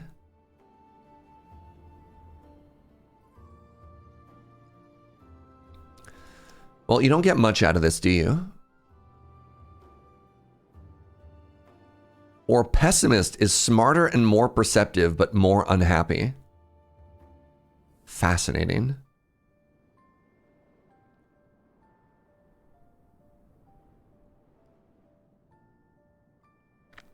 I'm going to go with this hunter. I'm going to go with Brielle here. Game designer out there taking some shots. Yeah. All right. Dungeon expedition. Select a unit and interact with the settlement portal to plan an expedition. Choose the destination, the participants, and the items. Up to 4 members can join. Units gain dungeon stay effects based on how long they remain there. This effect corrupts their mind and lowers their mood. Also, dungeons may respawn or patrol an area over time, so avoid the dungeon for too long. Interesting. The settlement contains no resources other than twisted trees. To gather resources, you must explore a dungeon. This is your first expedition. The second floor is very difficult. Don't do that. All right, how are we doing for arrows here?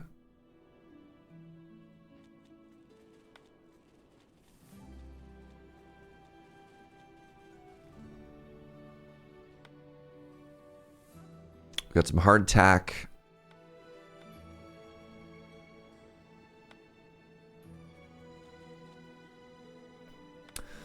Where's my boy? Cloth armor. Who doesn't have cloth armor so far?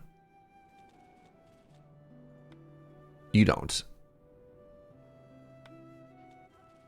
So let's go pick that up with you. All right, you've equipped it now, which is great. So everybody has at least cloth armor. I guess I can make a cloth coif for one. I should make 3 cloth coifs. So it costs that many textiles. So I need 4 more. Fine, Surge, you win. Hey, let's go.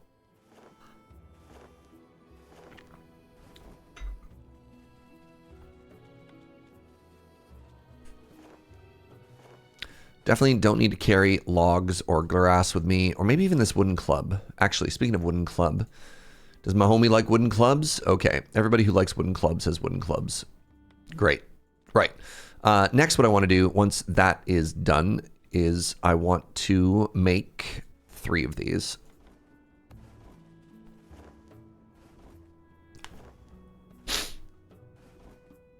Say close cloth coifs 3 times fast. I can't even say it once, all right? What do you want from me?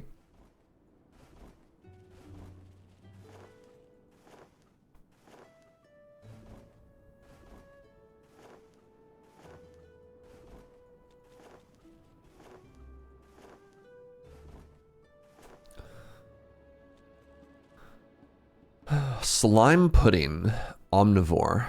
Great. I should probably move some of these around a little bit. There we go.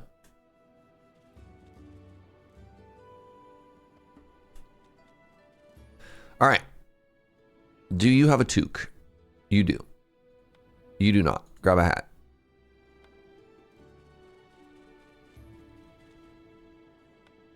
You do not have a hat. You do not have a hat. All right, everybody. Oh, God. All right, everybody. Into the dungeon. The Veil of Silence. The forest, known as the Veil of Silence. Dense trees rise like walls, and an eerie quiet hangs over everything. Not a sound of wind or bird song stirs the stillness. Depletion.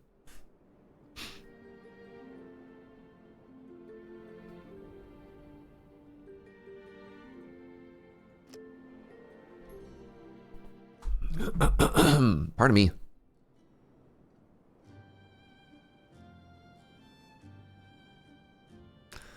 Convenient. Just drag some blueberries in there. Everyone's got some hardtack.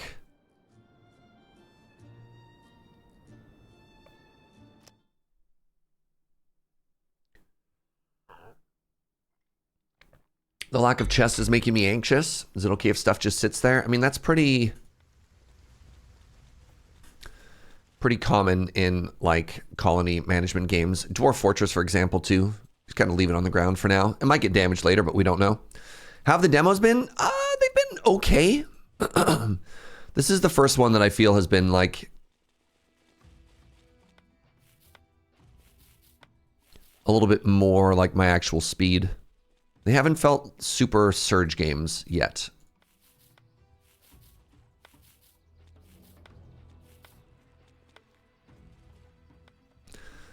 Sort of like a little mismatch of expectations thus far. Low energy. The unit is exhausted. When a unit's energy reaches 0, they'll fall into sleep. During expeditions, units will not automatically sleep even if their energy is low. You need to take the unit rest. Hold on. When tired, units will fall asleep. Okay. Energy depletes slowly and is consumed when using skills. Let the unit sleep, lie in bed, or rest near a campfire to recover energy. Use the prioritize sleep behavior option. Where is the task priority?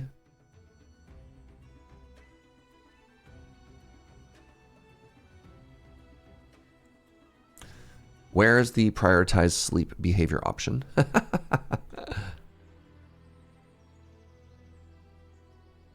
So let's take a look at people here. So the energy is starting to get a little bit low.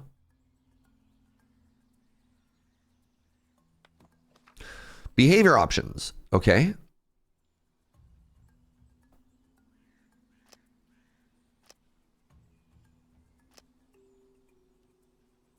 Oh, there we go. Prioritize sleep.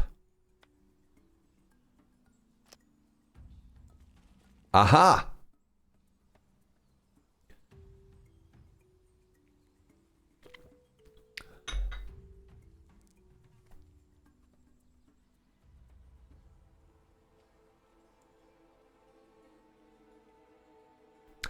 I love that the first thing we do when we get to the dungeon is everybody takes a nap.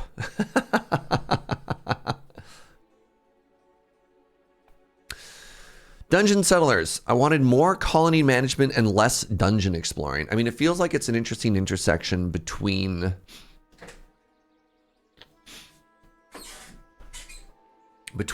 something like an extraction game and a colony management game, right? All right, wake up, everybody.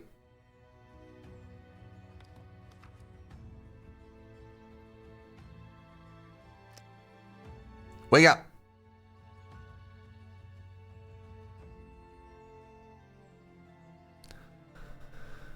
Are all of your energies not maxed out now?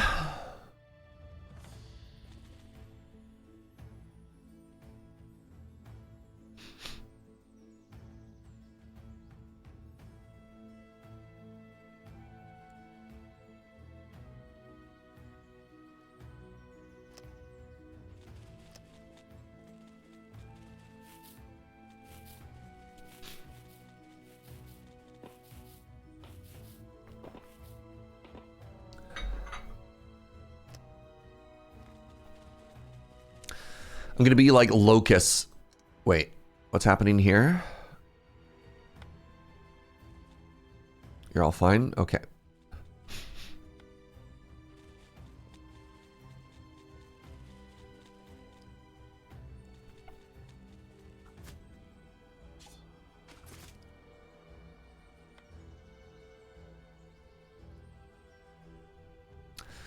Basic sword. How are you doing here? Stun charge, basic club. I think we're fine.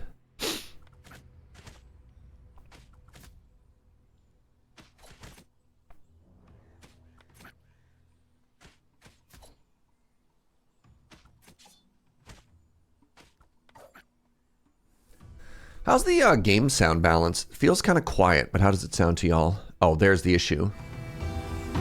Oh, okay. I feel there's been a trend lately. There's been a trend lately for games to be set to like 50% by default, and I don't understand it. God, it's so loud now.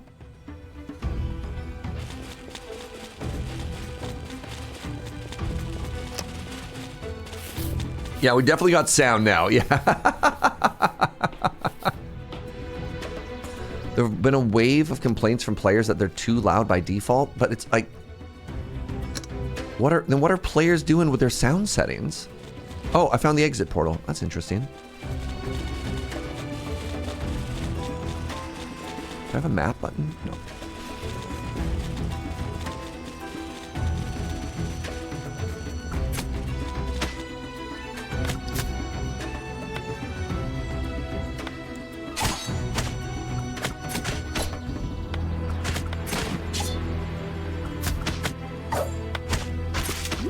Yo, you're so tanky.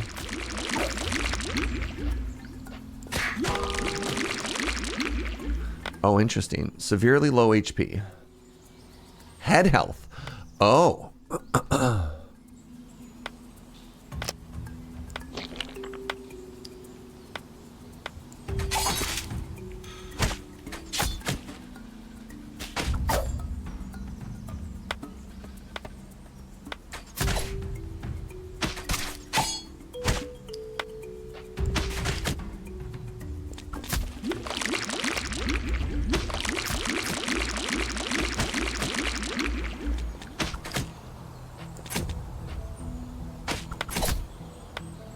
Oh god, stop that.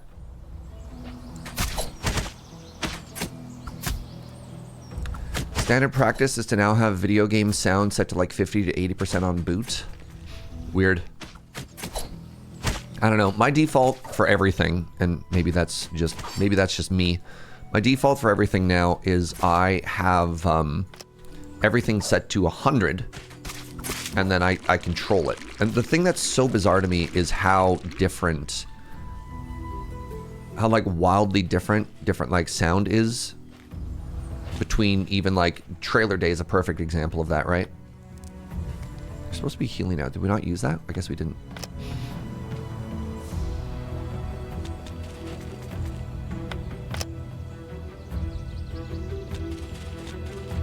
There we go.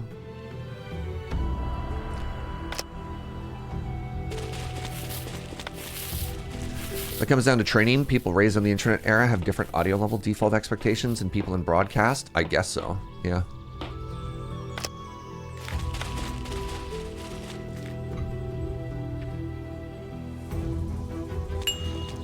The other problem is that normally it's a number between 0 and 100. There's actually no, like, what does it mean? Yeah, that's fair. All right. Oh, that's your scarf. So how do I tell how hungry somebody is? You're pretty hungry. Eat a blueberry.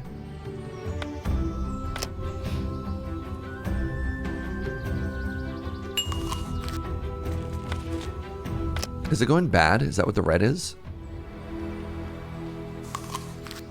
Consumption policy. You can open the consumption policy window at the top of the screen, okay?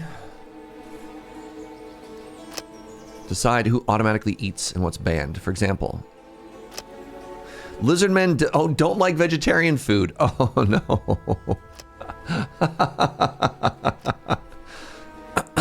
Well, how am I supposed to know that? Hold on. Oh crap. Auto stuff.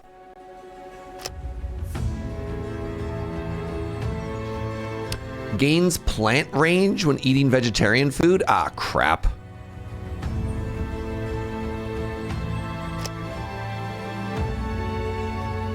No.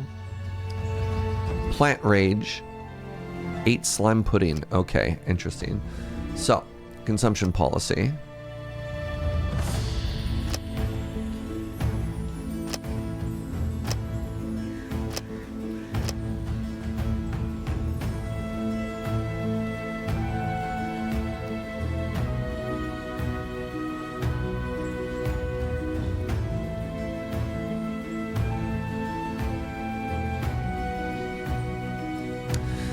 Imagine hardtack. Oh, it's omnivore. Okay, omnivore, carnivore. Yeah, got it.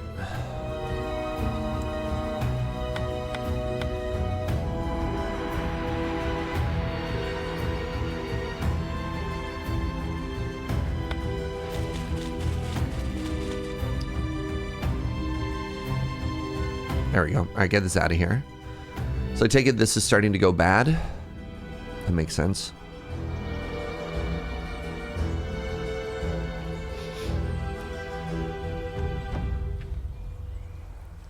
Plant rage is very funny. I like it. I like it actually, right?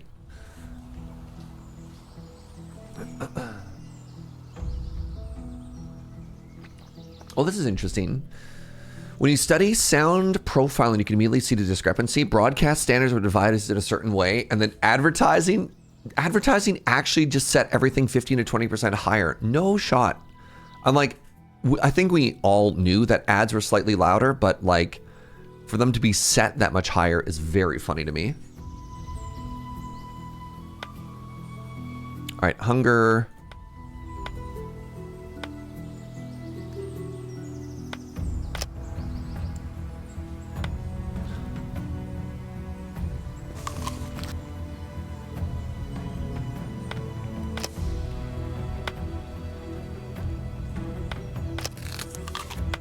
All my food is going bad. Interesting. This game seems like it's going to be like very challenging, you know?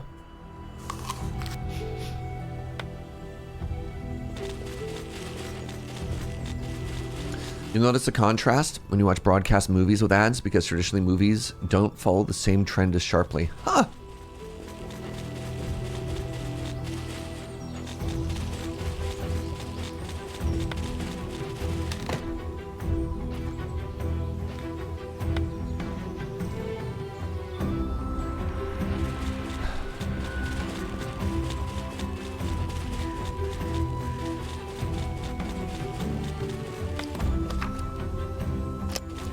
Oh, God. They're back?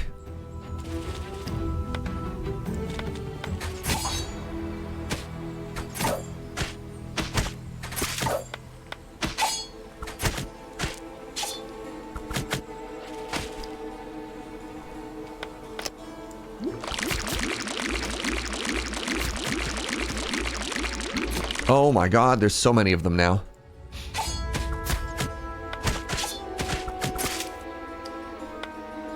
Let's kill the little guy. Kill the little guy. It's probably not good for me to get hit in the back like that, so let's change my position and then take another heal here.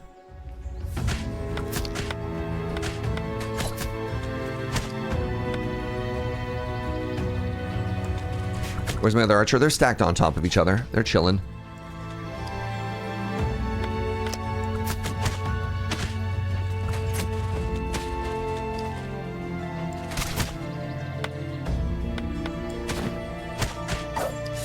Dying.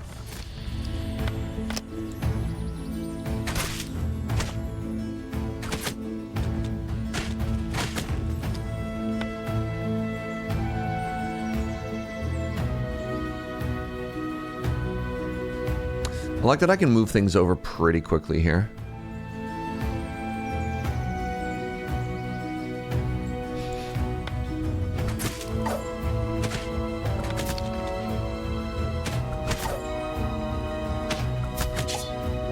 This has been Audio History with Raven. Thank you, Raven.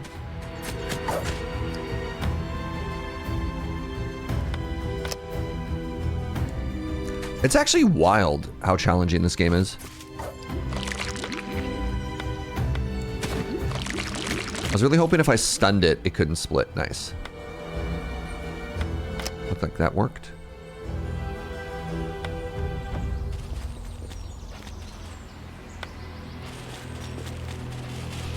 Alright, so it's telling me move to the settlement. But where is the settlement? Like, do I know where the settlement is?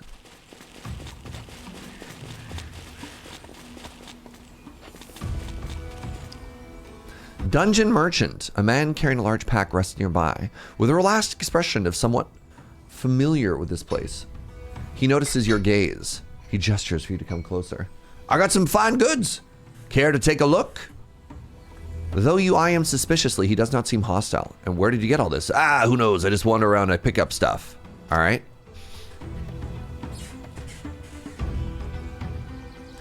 So, this is the homie. The homie has like basic wooden stuff, some torches, some textiles, some aid kits. The wooden shield actually seems kind of dope.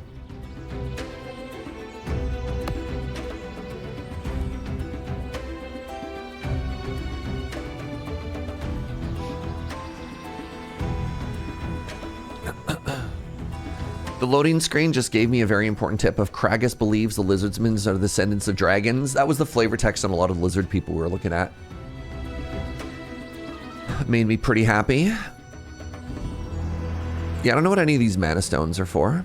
Magical attack potion. Temporarily increases your magical attacks. That's kind of dope. The fact that my food is going bad makes me extremely sad, by the way.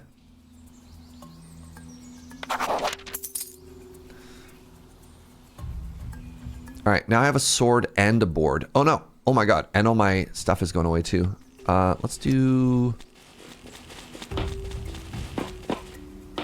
some more resource grabbing. Pardon me.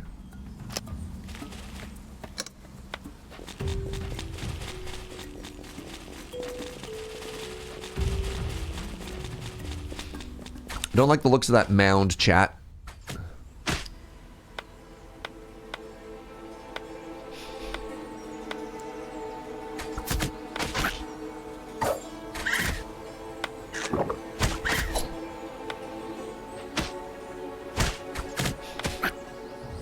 Oh, did I just level up there? No. What do you think so far, friends? You enjoying this game? I'm really enjoying this game. It's very interesting.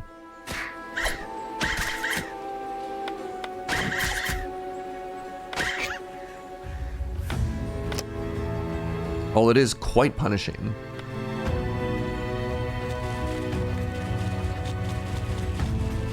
you think this mound is? You think it's time to mine something here?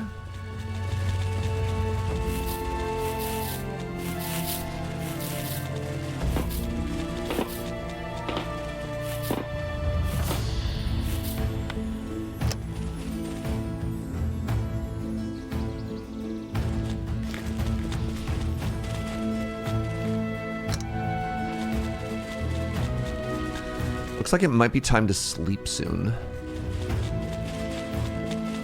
You like watching me play harder games. Interesting.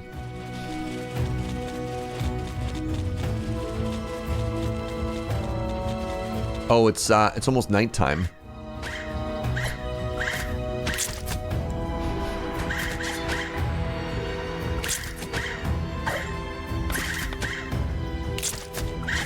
Oh, there's two of them. You know what? Let's fall back.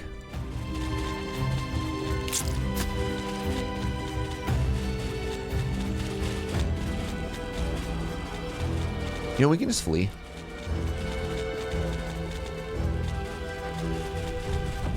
I'm okay to head home, you know? I'm okay to head home. Return to settlement. The XCOM streams are some of my faves. Oh, no shot. All right, some structures, such as beds or research stations, can only be constructed indoors. To qualify as an indoor space, they must be fully enclosed. Okay. Additionally, wall quality requirements include room corners. Sure. Let's give that all a shot. So we're home. Everybody go ahead and prioritize sleep. Storage and carrying items. When returning from the dungeon to the settlement, units will place the items they collected during the expedition on the ground. Storage buildings, sure. There's no function to manually place items carried by unit into storage. If you want items to be stored, simply drop them on the ground.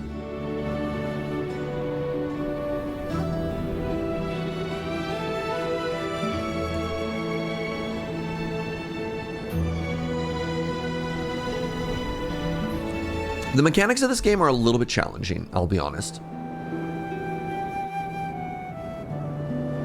Like, the fact that my food is already spoiling, for example, right? The fact that my armor after one not even particularly deep dungeon run is already like 30% busted, not a great sign.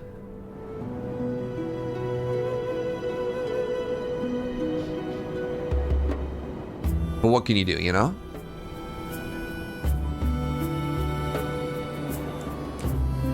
All right, so if nobody is selected, I go to the build menu and I want to make a house.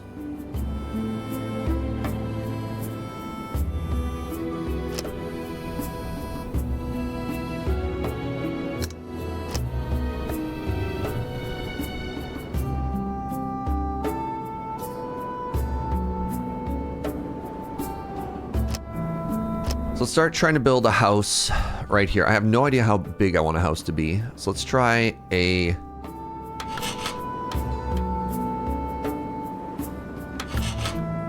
Oh, interesting. I can't do that yet.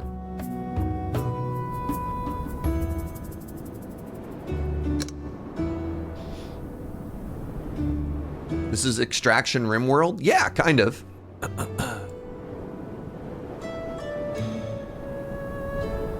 Hunger is low. It's not necessarily the word that I would use for that, but it is correct.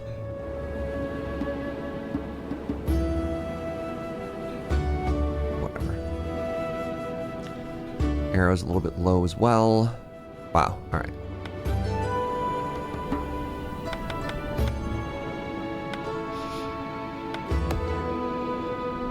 Flower necklace. Oh, it's just pretty. Oh, that's cute.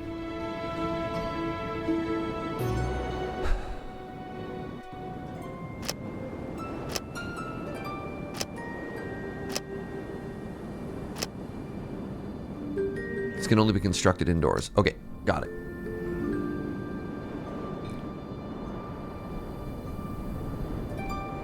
All right, wake up, everybody. Can you rename the characters? Yes.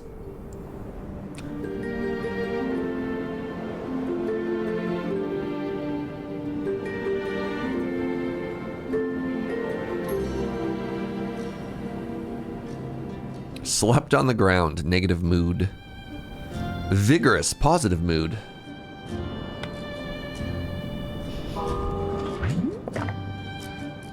Alright, wake up. What time do you sleep until, you hosers? We got places to be.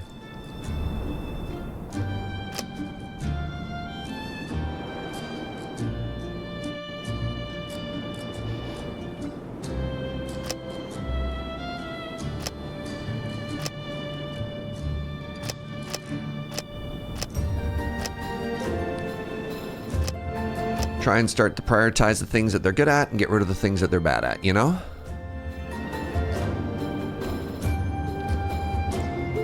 What time are they sleeping until? 9?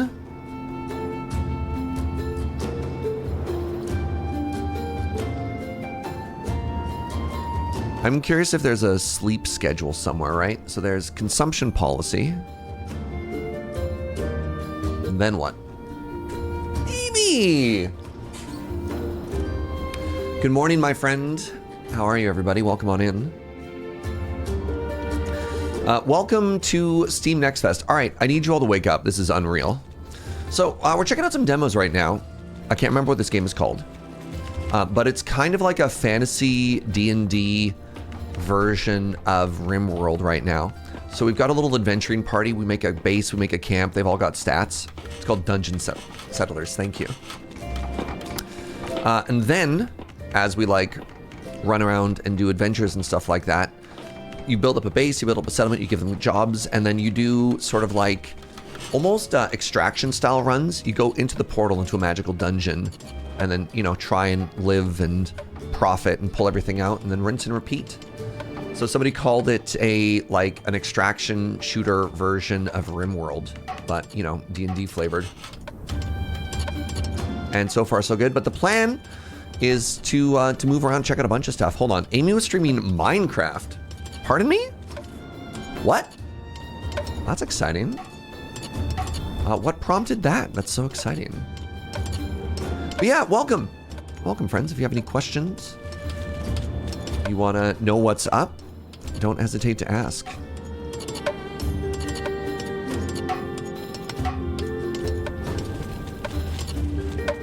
All right, who needs what?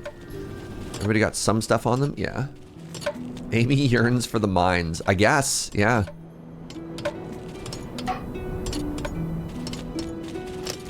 All right, let's put a log door here. Put more walls like this.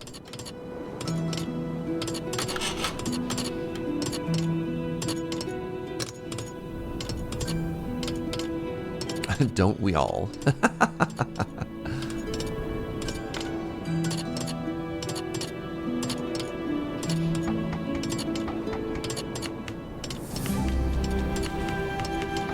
Fair enough. Go follow Amy, friends. I like Amy a lot. Amy is one of my favorite people. Plays a lot of Magic the Gathering. Occasionally, such wild hits as Timberborn and also Minecraft. What's up, Insane? All right, so once this is done, this should be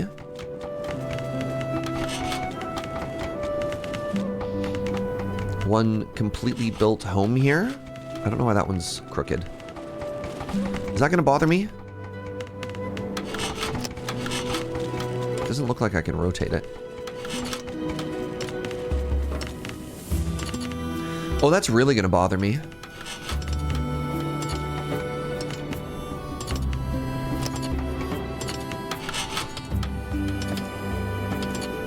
No, they fixed it. Did they fix it? What happened here?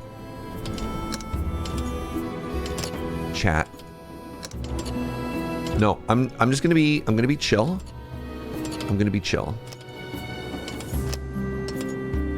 I promise. I'm gonna be chill.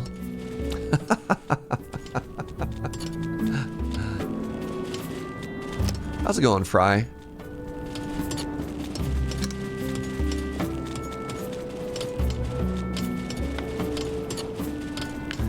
One cogwheel is missing. Well, luckily they gave me the cogwheel to start, didn't they?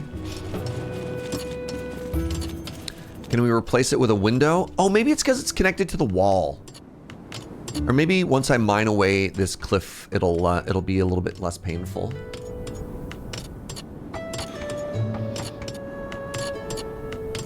Liana needs to eat something. Liana, what you got in your inventory? You got plenty.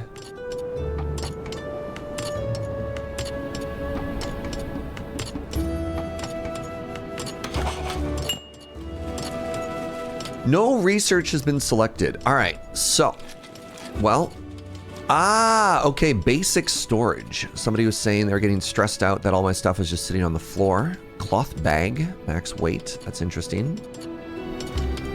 Let's start with wood processing. It also lets me get wooden armor. Can I queue something afterwards? I guess so. Tech books. A research book compiling complex theories. Consumed to unlock research. So I wonder if it's one-to-one.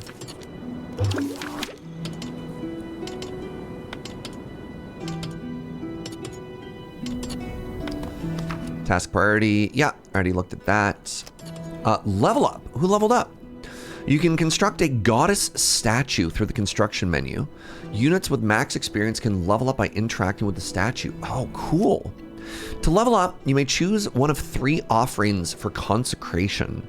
The greater the offering, the greater the bonus to your stat increase. The resulting stats and inscriptions do not apply immediately. You must choose one and press confirm to level up. If you're not satisfied, you can retry. However, previous offerings are not returned, and each level up can only be done once. High-level units expect a better mood. So, I can make a level up statue.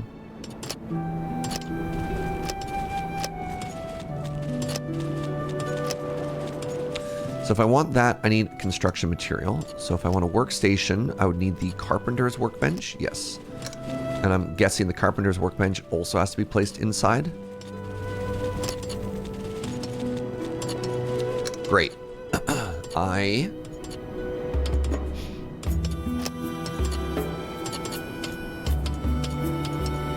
will have to eventually make another house for this.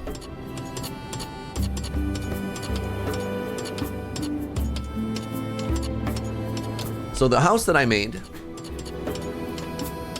is not only bad, but it's also ugly.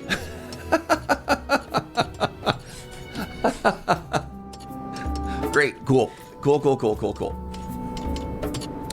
So let's make another house here. We're learning.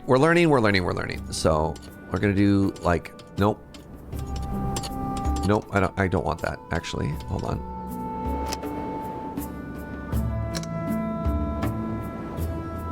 How do I cancel that?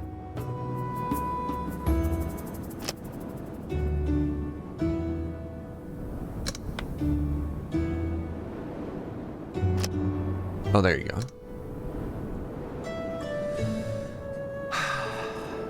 Tear down the left wall and make the house bigger.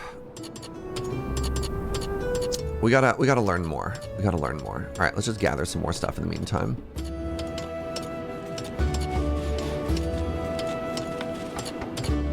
All right, so I guess while we're waiting, I could also learn basic storage. Equipment storage, great, and cloth bag. Basic cuisine, I should learn that afterwards. Wait, hold on.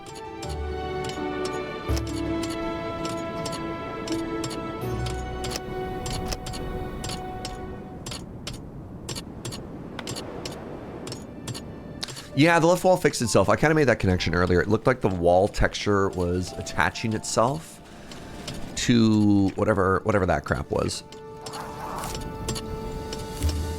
So that's all fine.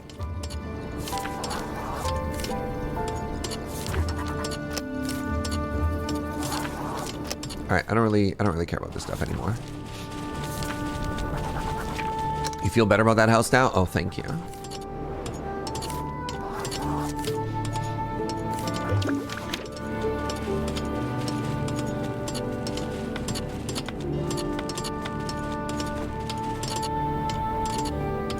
Bloodwood Greatsword. Oh.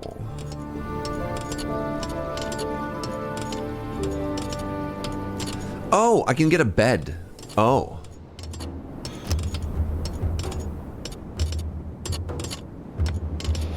Let's get some homes going? Sure.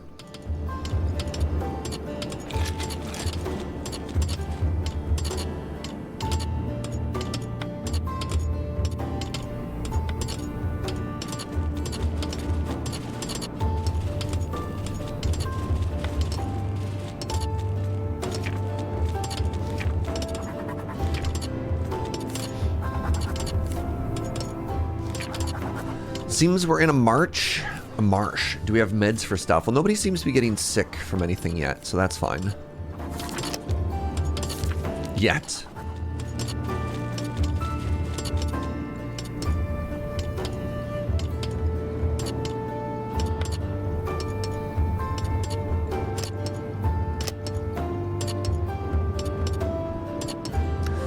Alright, so the next thing that I want to build... Let's see if I can make it here now. I needed to go slightly over to the side still. I wanted to go here, actually. Alright, nighttime. The next thing I want to do is I want to build a much smaller building right here. And that's going to be where the wood workbench goes. I didn't quite understand the footprint when I made the first building. That's okay. I mean, maybe we chop off the bottom. You know what? I could probably do that right now while we're queuing stuff up. So deconstruct mode. You know what? Actually, let's before we do that, let's make another door inside.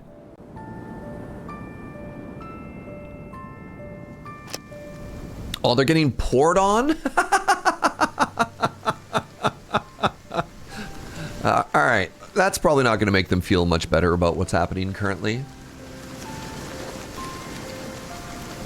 But you know what can you do? Alright, they all have none energy here, so just get back to work.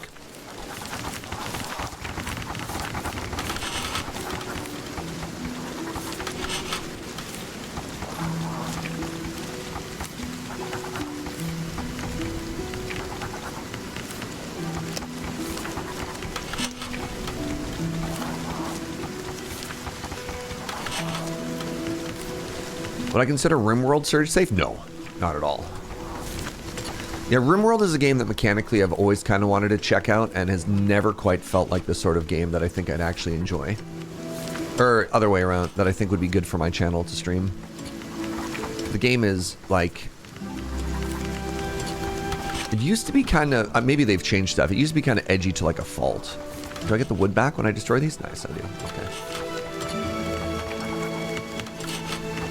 Living in a marsh and sleeping in the rain without getting sick. These are hardy people. Ah, they might get sick. They might get sick any second now, for what we know. For all we know.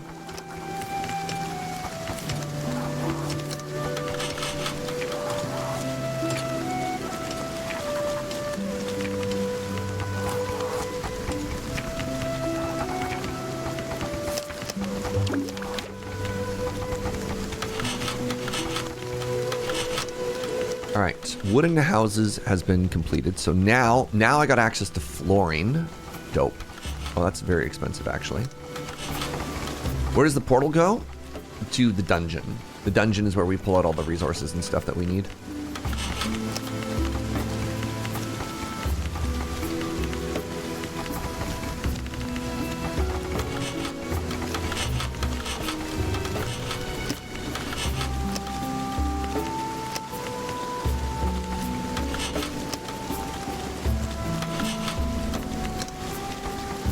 Alright, we've made the minimum viable... Oh, you can rotate. Oh! Minimum viable work site. Look at that. We got flooring now. So once we get this building done, the next goal is going to be a house. And I'm probably going to do like a big, like, bunk-style house for everybody. Let them all live in one place.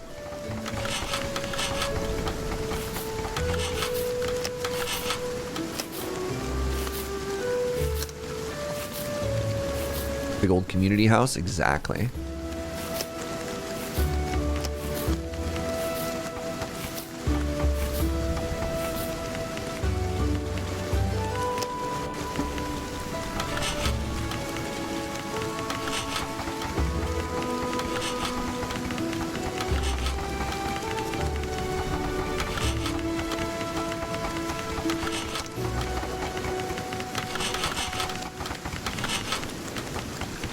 All right, wooden planks, sticks. How do I make beds?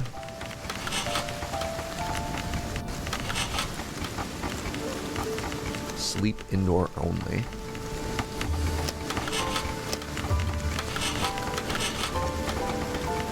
Requires planks and requires cloth. Okay, if I need 4 of those, I need 8 planks.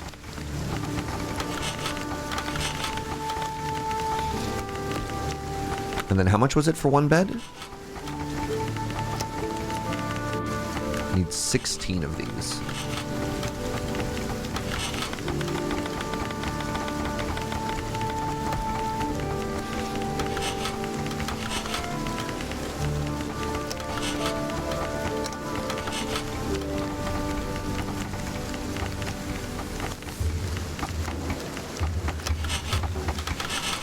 All right.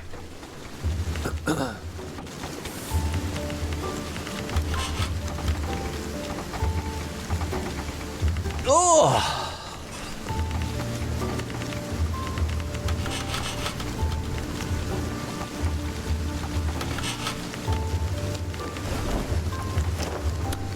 As far as I know, they've maybe pulled back some of the edginess. Interesting. Do I have somebody who wants to be my dedicated crafter? So you're good at logging, you're good at cooking. Good at mining. Let's make you my crafters.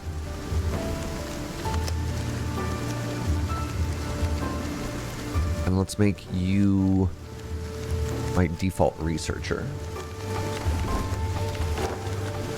Now, I had unlocked a research earlier.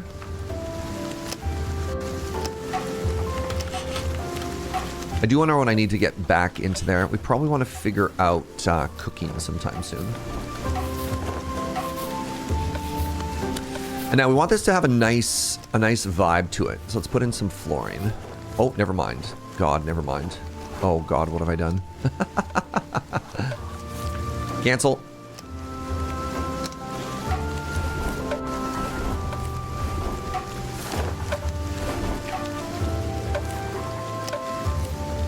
Oh, cloth bedrolls are nowhere near as nice as the full beds. All right. So I could do 1, 2, 3, 4.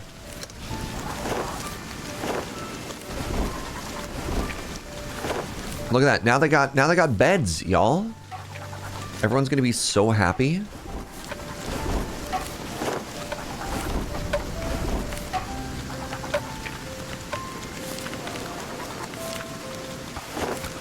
Rain, negative movement speed, negative mood. Yeah, that makes sense.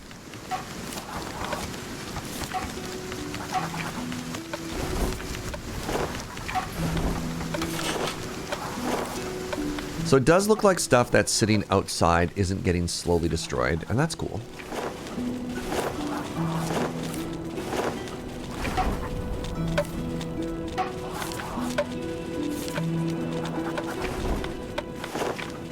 All right, looks like we are going to have to go through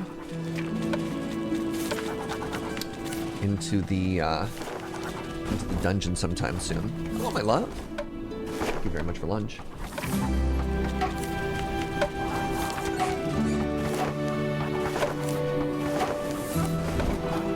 I'm very curious where the demo of this game ends, because this seems like a very, very, very big game.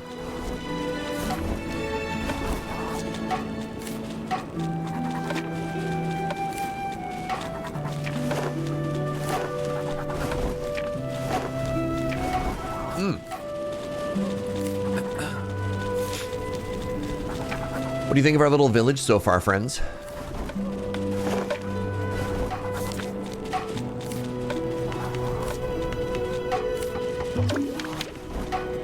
Basic cuisine has become completed.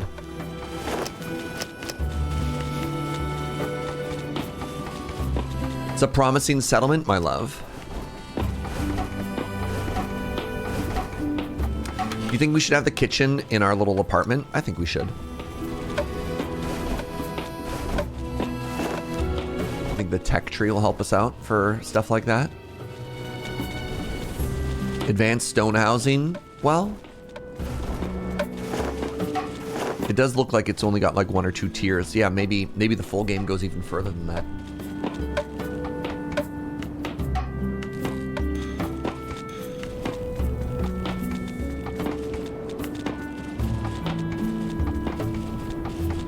Oh, I didn't think about bunk beds. Maybe I should have thought about bunk beds.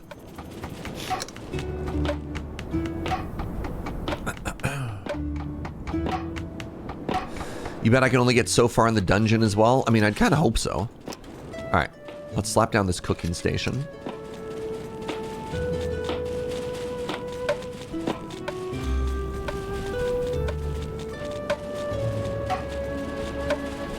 All right, this is our home. Surrounded by this extremely welcoming...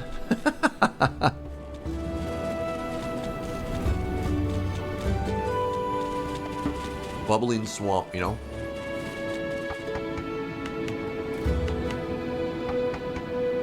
Love it here.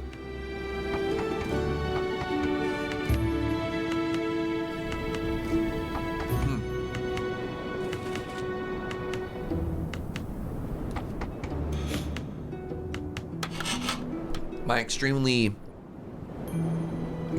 Italian mother was visiting. Ooh, metal processing. Bonfire.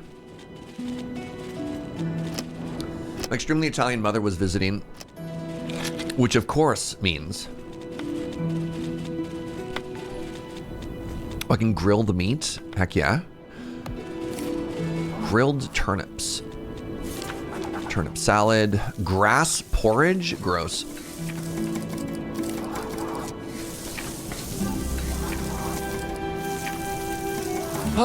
Hey, Molly. What's up, friend? My extremely Italian mother was visiting, which means I have so many deli meats now. Did she tell me I was too thin? No. No. No, the opposite. No. She didn't say that. Could you imagine? Wait, I thought you were the one person who didn't want to cook. So, no. Talent bad. Stop it. Never cook. How are you, Molly? Thank you so much for the butterbean, by the way. Did she insist that I eat? No, stop cooking. Remember that part where I said you're actually the worst cook? And yet you insisted to cook anyways?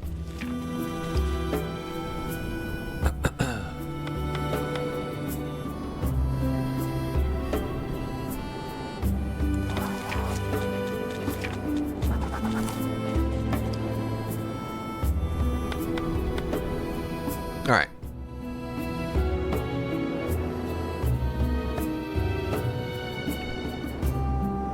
Three.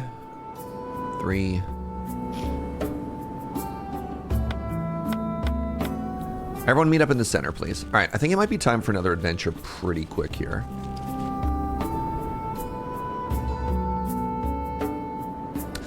So I think what I should probably do is... Do you think I should get more armor for everybody here?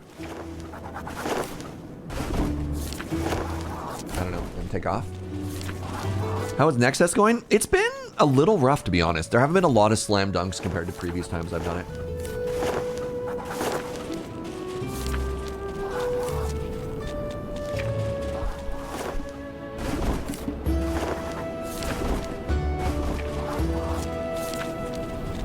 All right, so here's my final plan. Let's get everybody to prioritize sleep, and then early tomorrow morning, once everybody's nice and rested, we're gonna go out and do another adventure.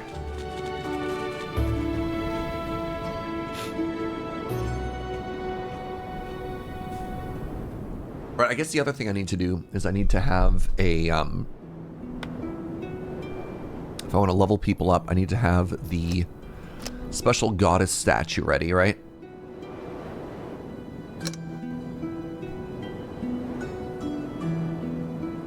Have you been doing any Nexus stuff, Molly?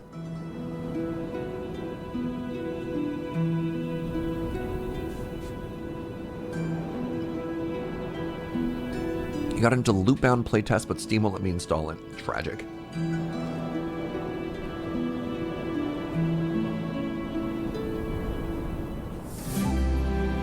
Can you send me your list, Molly? You and I have similar tastes in games, and I'd love to find some stuff to get excited about. This is probably my most excited game so far.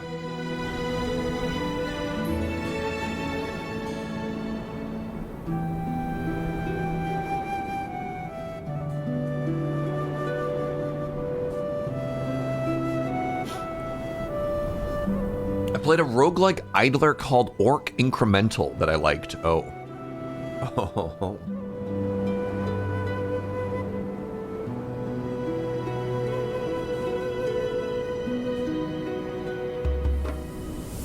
Well, well, well. And friendship versus the world. I should write these down. Sorry, everybody. These are getting bumped to the top of the list.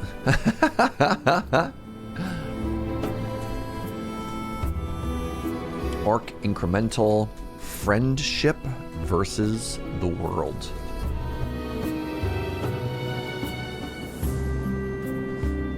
That's exciting. All right, wait for the... I don't understand how sleep works, chat. me, the insomniac. So like, their energy is at 100%, and it's 5:30. So like, has anybody in chat played this game? Can you tell me how sleep works?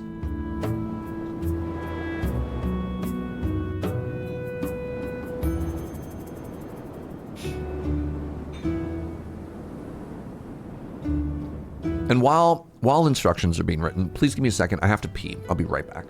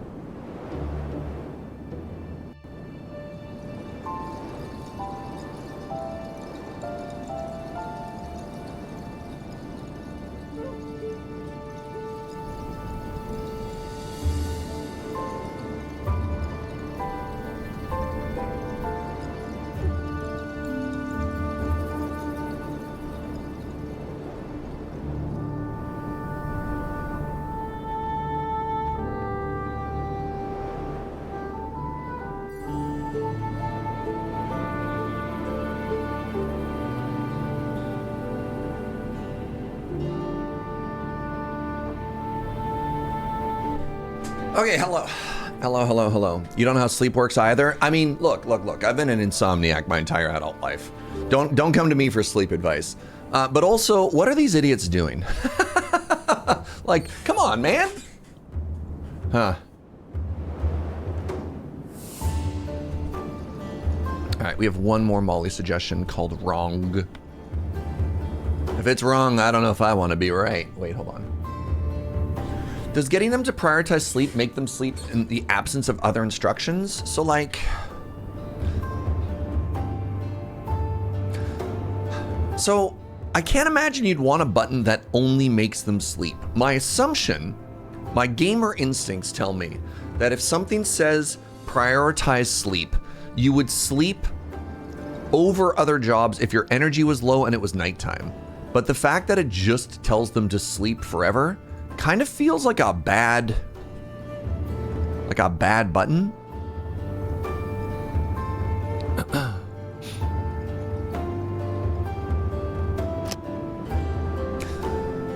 When tired, a unit falls asleep automatically. If their energy is fully depleted, they become severely exhausted. Yeah. Use prioritized sleep to help restore energy efficiently. What? They slept for 19 hours when I pressed it on the day one tutorial. Yeah, it seems like a bad button. I don't know, man. Seems like a bad button. All right. I strongly believe that I can make it through another tutorial here without upgrades. So let's take the whole party. Let's gather the whole party. And let's do one more day in the dungeon, shall we? And my thought here is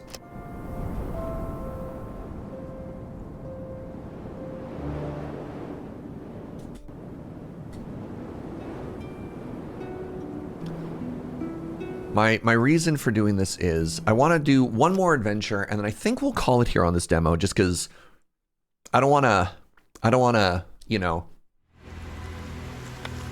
I don't want this to be all I play today. The whole goal of a demo day is to check out a bunch of different games. Molly has handed me what I can only guarantee are 3 certified bangers. 3 absolute certified bangers. Oh God. My front line.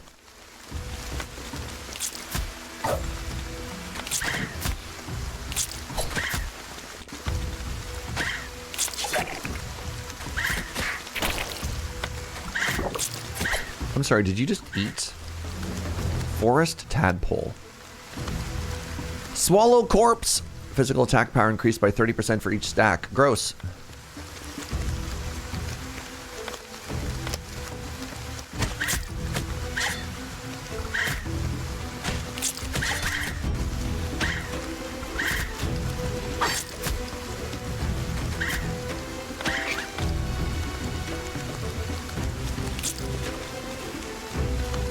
Hope you don't let me down. My entire friendship with Molly is potentially at stake here, all depending on what she tells me. All these games. All right. Do you need a? You probably need a little healy heal right here, don't you? Don't you, there, bud? Are we getting ready to throw Molly under the bus? Yeah, but Molly loves the bus, so, like, it's fine. Do I want to take these flowers? There's one thing we know about Molly. Bus gang.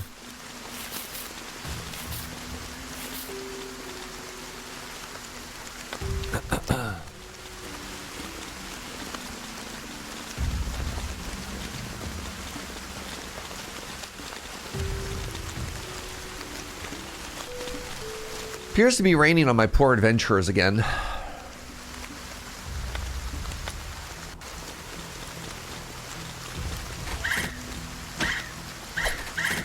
Alright, we want to kill the salamander first because it eats corpse, remember?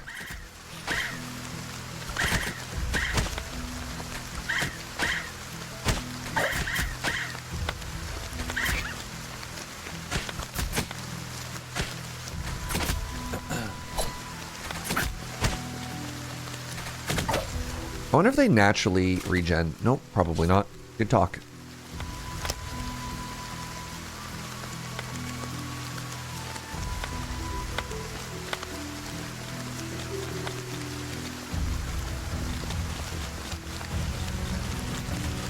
How are we doing in here, everybody? Not bad? Pretty good? Go ahead and chop down everything. If it's not tied down, we chop it down and we take it out of the dungeon.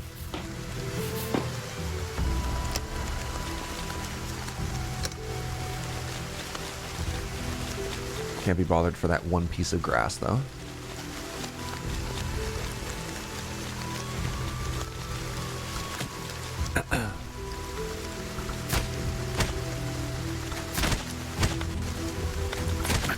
Parsi Dev says, well. Hello.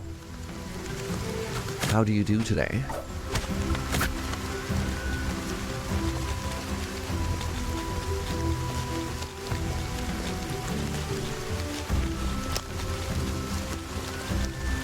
Looting time? Yeah, we haven't found anything that isn't wood or grass yet, but we're also still on the first floor of the dungeon. I did find a chest one time, and that was a little bit interesting.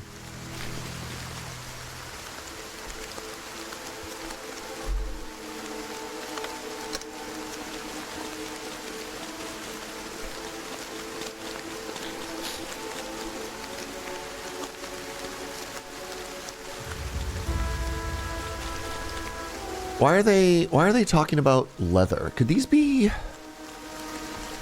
I give your chat some loot. Tell me more. Don't threaten us with a good time here.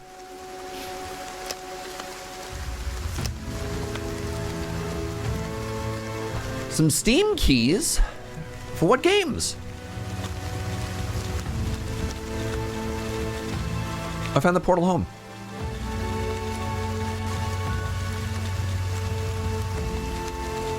That's cool.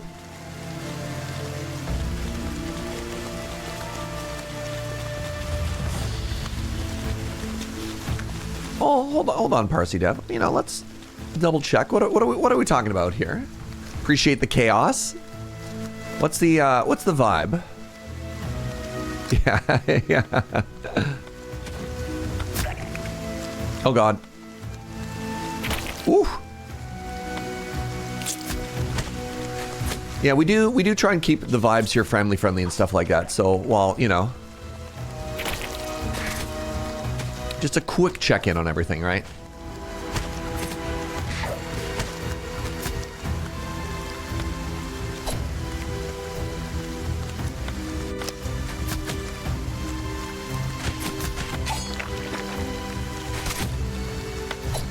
Use this opportunity to give a little heal.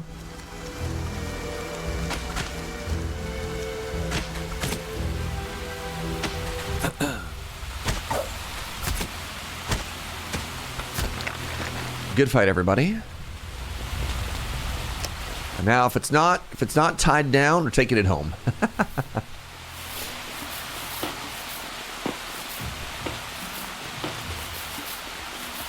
It's a typing game. That's fun.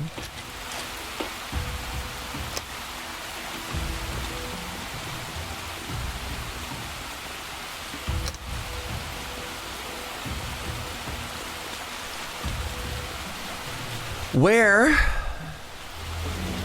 can somebody find a chest?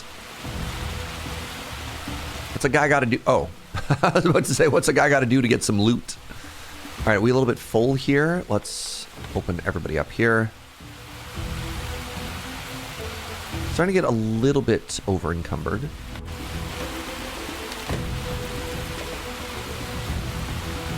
Vampire potion. That's kind of cool.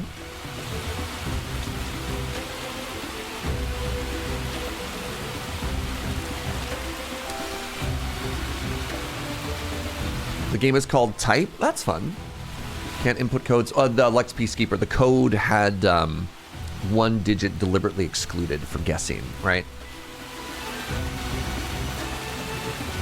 All right, you know what? Apparently I can just leave right away. Let's go to the settlement.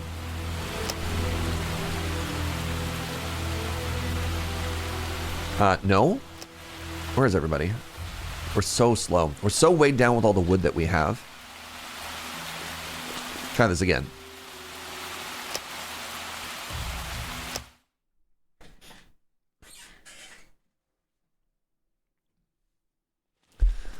All right, so everyone's home. Let's try a little prioritized sleep right now. Okay, I think I want to call it here on this demo. While I am having a very good time, the game seems like it has just an unbelievable amount of depth. Oh, this is funny. I hit prioritize sleep this time. Okay, they are going to sleep. This game seems like it has an unbelievable amount of depth, and I feel like I've done a pretty good job of sort of like getting the gist of it. This seems neat. This seems very neat.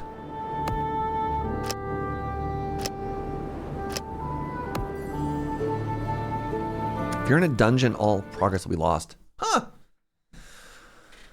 So far, this is one of my favorite games we've played. I mean, I think the game that made me laugh the hardest was, what was that isekai game called? Truck-kun is supporting me from another world was the most chaotic. But Dungeon Settlers, somebody called this an extraction RimWorld-like. And honestly, yeah.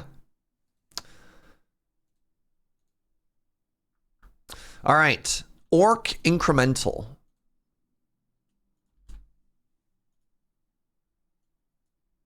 Oh. Okay. Zug Zug? Oh no. It's like a RimWorld version of that Minecraft mod? Yes. So, I mean, that's also kind of an extraction thing. You're thinking of Vault Hunters. All right, well, let's play it. You're thinking Vault Hunters. Vault Hunters was neat. Wizard with a Gun is another version that was similar to that. Actually, Wizard with a Gun is probably the best comparison.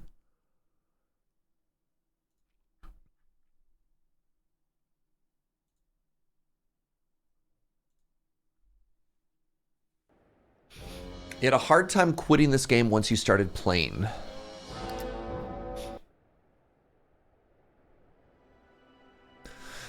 Give me a second. I'm gonna have to change some things here. Sorry, lore. Give me a second here. Settings. Borderless full screen. Good. Master volume. Great.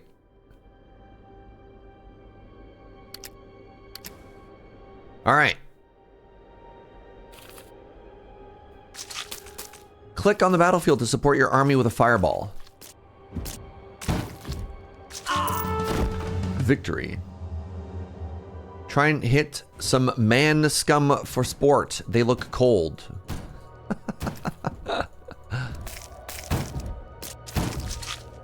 So do I have to pick up the gold myself? Your army is not strong enough. Purchase upgrades. Oh, I do have to mouse over stuff. No penalty for losing a battle. We have more orcs we can fit through the portal. You can leave the battle unattended while you ponder your upgrades.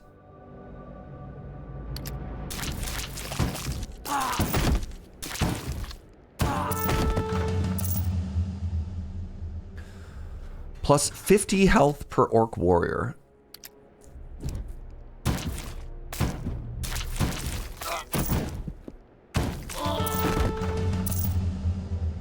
What is this now? The obsidian arrowhead. And my fireballs get more damage. Interesting. Should I give the yapping guy on my screen a key as well? Who's that? Am I the yapping guy? Feral resilience. Plus 20 health for all of my units. Great. Now what is this? One high shaman.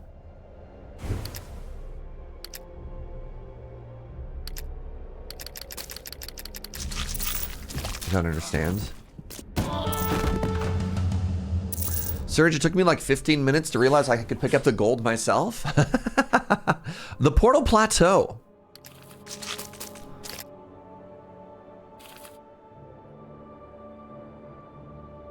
Oh.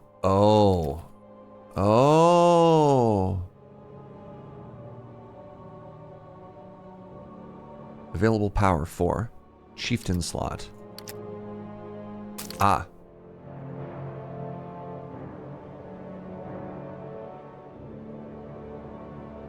I don't understand yet.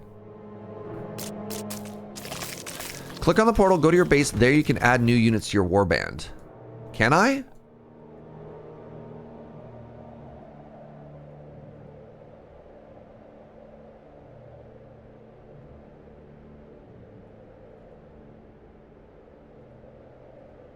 What button am I misunderstanding?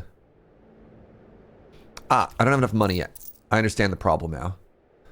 You've been stuck here for a while. Stay on the lower level to farm gold. Oh, that's clever. Okay, so now I go back here. Now I have money. Oh, and I draft units? Fascinating.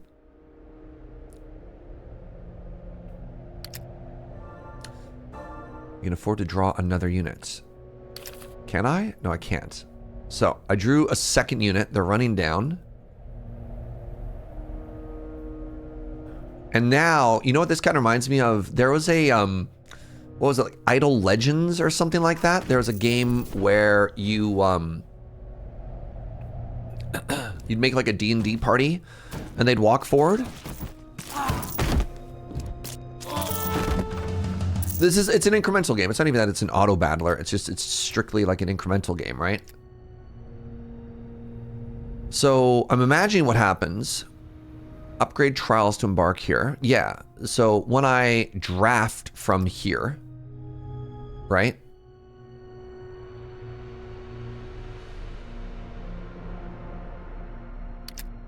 I don't know what the 2 means. Is this a level 2 unit? Power cost. What is my power? Oh, I could have up to 5. So now this is 4. I understand. And then so what I want is I want 1 more unit at the front. And so now I've got a team of 5 units, right? I've got a front line of 3 and I've got 1 shaman in the back. 4 out of 5.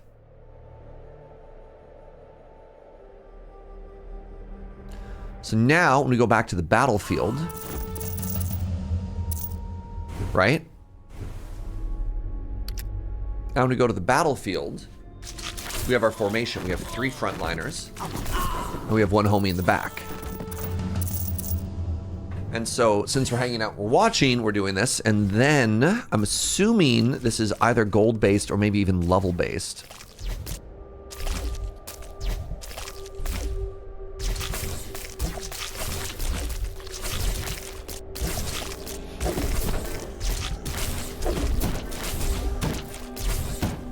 Oh, we're fighting a boss. Oh, interesting. Okay, so am I even making any money here? I don't know. Oh, I can go back a level if I want to.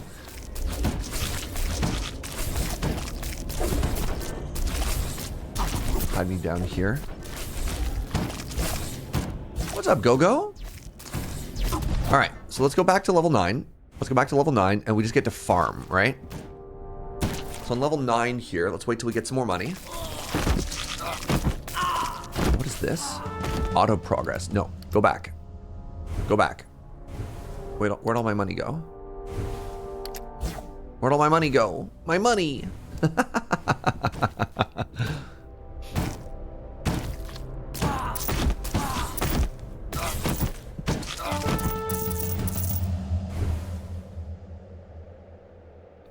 So what's the next cheapest thing that I have? The Glyph of Fortitude? Sure.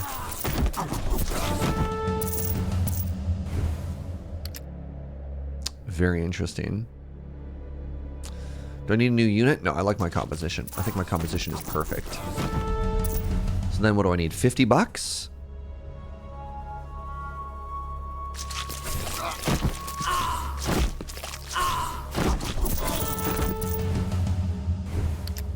Get some more health for the front row.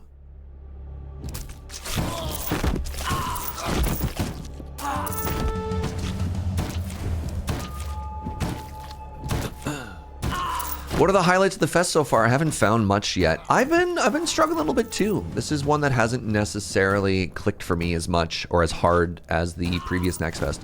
Previous Next Fest, I mean, I've yapped about this a couple times already, but like the highlights for me were Everything is Crab, which just charming little game, and Rune Dice. Both of those games were just so much fun.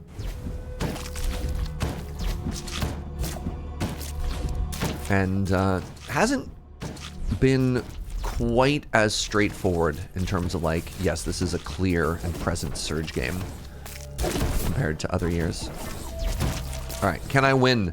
Can I win? Come on, come on! Oh my god, I lost by 1 hit. All right, let's wait. Everything is Crab is great, yeah. Okay, I need to farm at least, let's do 2 more upgrades on this level before we leave.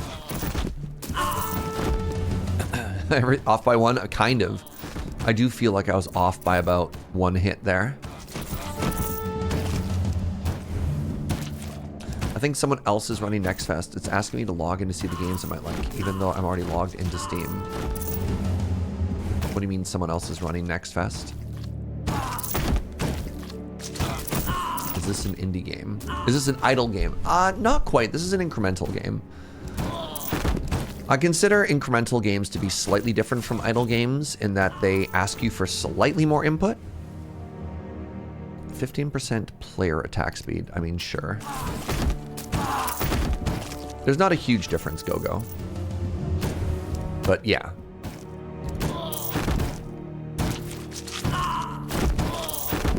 Oh, I forgot that Dwarf Eats Mountain has a full release. As a game that is also, like, very close to being a full-on Surge game. It has a little bit of, like, a little bit of humor that I'm like, ugh. I'm way too 40 to play this game. Anyone else get hit by that? You're like, man.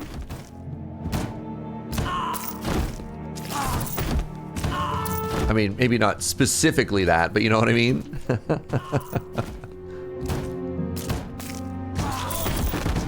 You feel seen? All right, what do we got now? The Demonic Extractor unlocks a demonic... Oh, Exactor. I don't know what that means. That helps you collect coins. There you go. Picks up coins for you. This is more damage, which is flat. This is more health, which is flat. Let's go with flat damage. All right. This boss is so dead.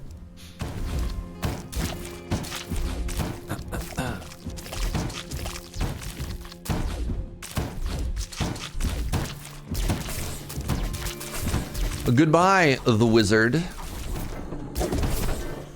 Wait. No way. Actual one shot? Oh. All right, let's farm up some more upgrades, chat.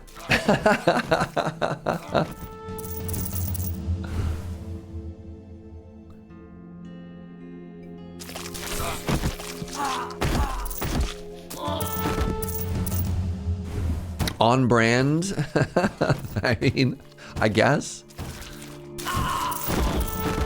Oh, Orb of Creation 1.0 in 5 days. Oh no. Well, goodbye everybody. I mean, coincidence that Steam Next Fest ends on the 22nd and Orb of Creation comes out on the 23rd.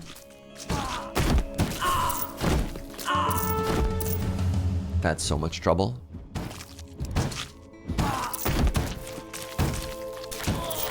Oh, is the new Dave the Diver DLC out today? That's cute.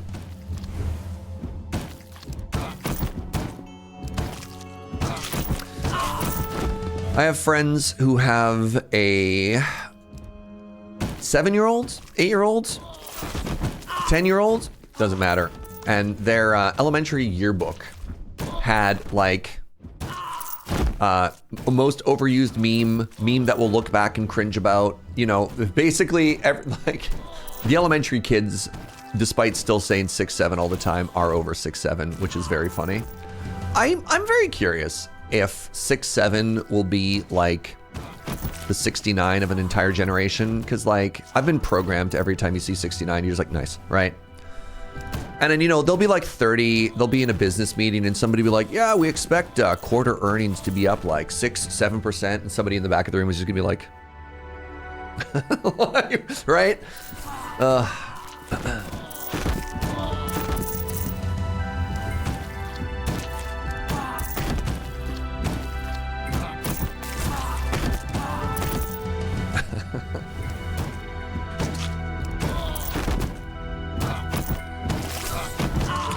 All right, 100. Lets you fire a flurry of fireballs. No. More attack speed. I'm gonna kill this stupid wizard if it's the last thing I do.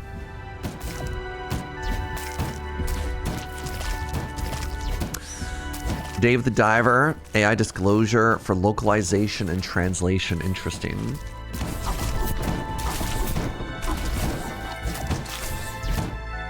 I'm free! Wait, I have to farm the boss now?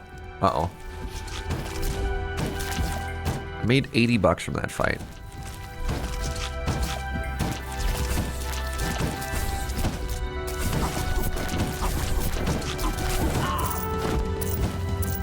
Like, that's good money.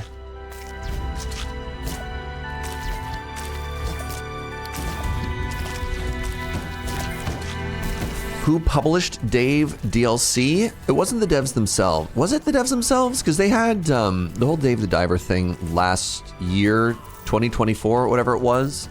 Had the whole, like, is this indie, whatever. Do I have auto progress off? I do, but I'm making good money on this floor, so I'll figure I'll keep fighting it.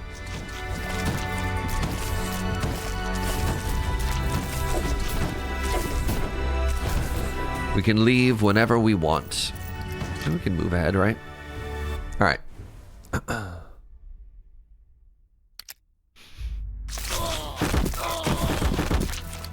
So what do you want here?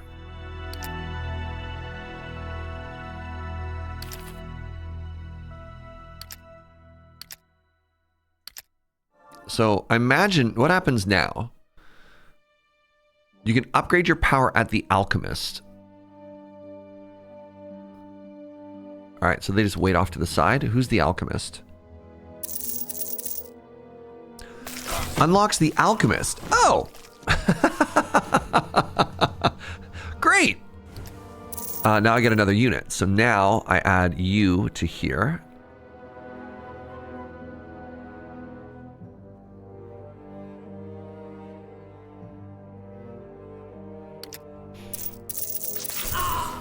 That's really funny.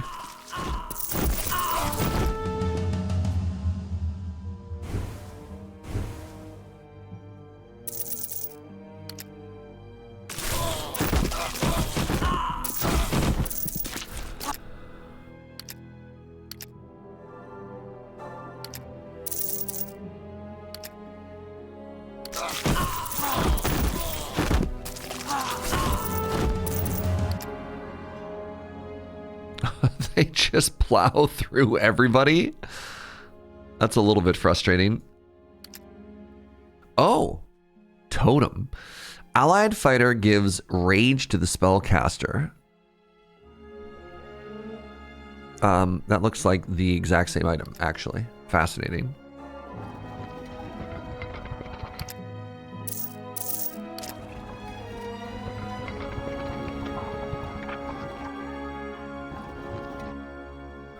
Allied fighter unit gives rage to spellcasters units at 100 radius the first time they drop below 30%. So does that mean they're supposed to go up front and die? I don't understand.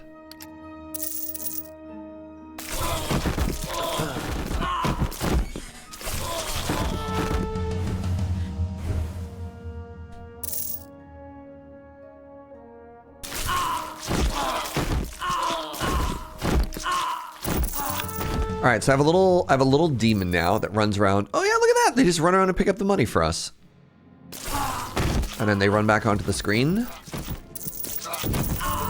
Oh. I think it passively gives your fighter type units that ability. That's not what the text says. Allied fighter units give rage to spellcasters. Oh, so you think these are fighters. So this doesn't do anything by itself. This is actually nothing. So the fight... I guess this is a fighter and this is a spellcaster, even though it doesn't say that on the cards anywhere. Weird language thing. I like at no point anywhere does it have the word fighter or spellcaster anywhere. Unit category containing orc warrior. Okay, there we go. Yeah, the totem doesn't do anything either. Kind of a odd system.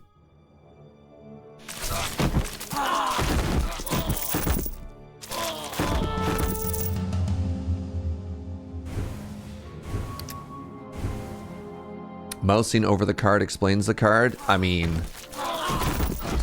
does it though?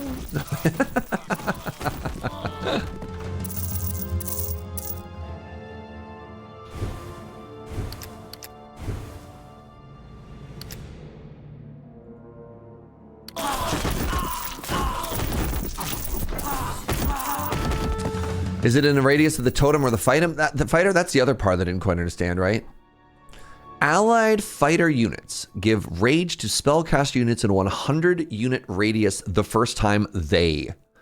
I assume it's if a fighter drops to 30%, it makes everyone else stronger. But you know, who knows? What is this? The Eternal Sorrow. Unlocks the Accursed Elf, who helps unlock permanent upgrades.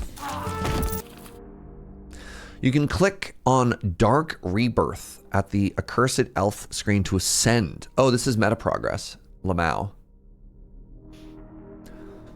Blight gain next Dark Rebirth. Blight is used to buy permanent upgrades. Where do we start with a permanent upgrade? In the center, 2, 1, 1.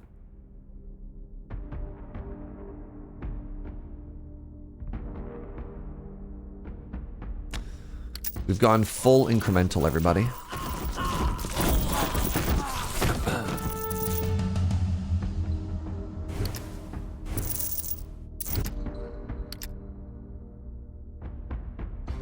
Whenever an allied spellcaster kills an enemy, the nearest fighter gains more attack speed. Fascinating. I will choose a shaman. Thank you very much.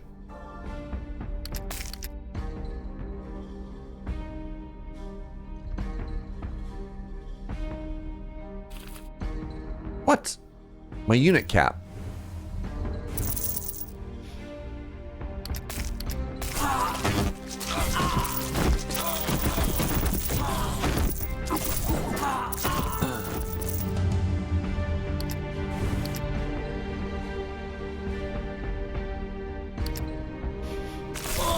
Kill.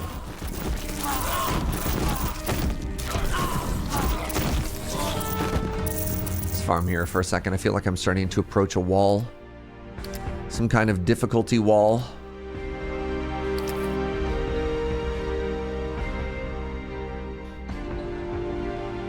Have I considered a shaman? What? Big if true.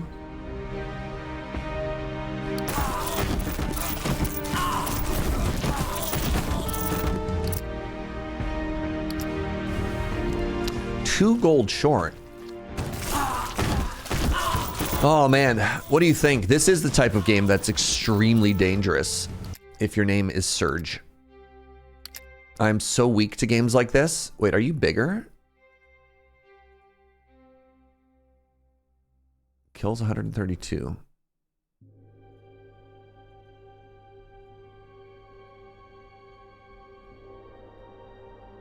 Hello? Hello? Oh, I can't move them in. It's full again. Man, Serge, you really gotta stop buying units when there's no room for units, you know? Yeah. Yeah. Unlocks Inferno.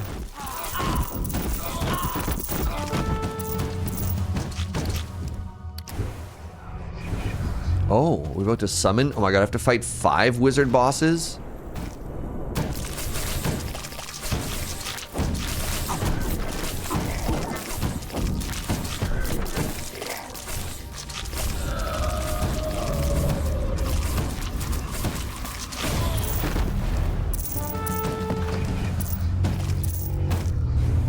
A tie.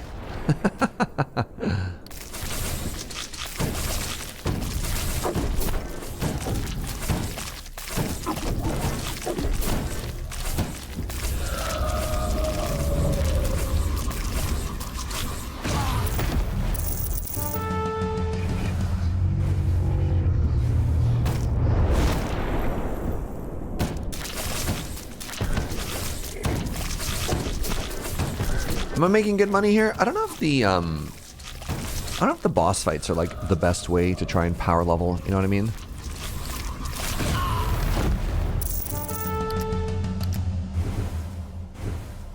Let's take a look at what meta progression looks like. All right. The Cursed Elf hands you a strangely familiar amulet that you've never seen before. Break it into 2 pieces and you'll be reborn more powerful than before. Your path will lead you back to this camp. Closer to me. What say ye? I break it. Zolnak the Bloodfinder. Okay.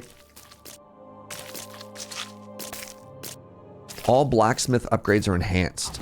Sure.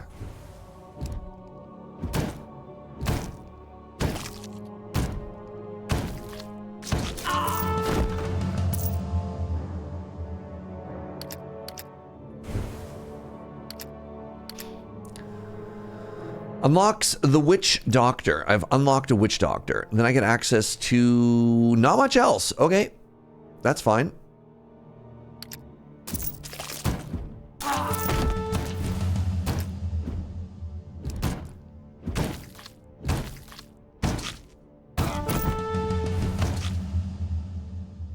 Witch Doctor, this doctor.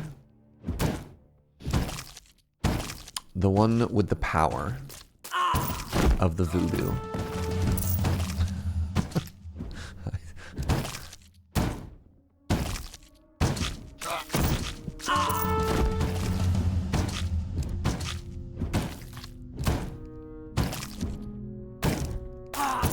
Disc Doctor. You're thinking of a DJ, Kits. Witch Doctor?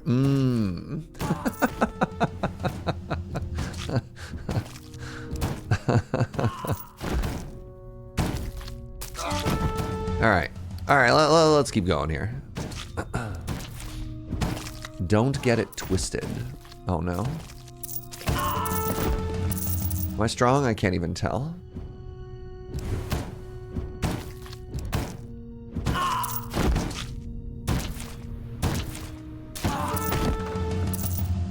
Does this game spark joy?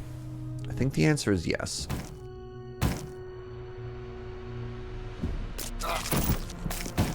I think this game sparks joy. Let's farm here. Let's get some more friends.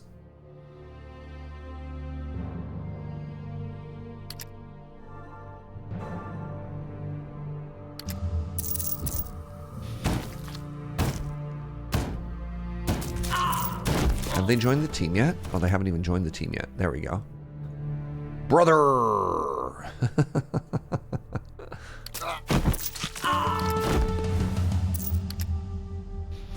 Now that I have 2 of them.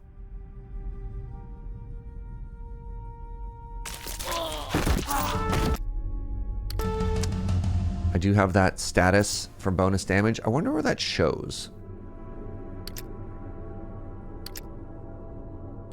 Plus 15 damage for Orc Warriors. There it is.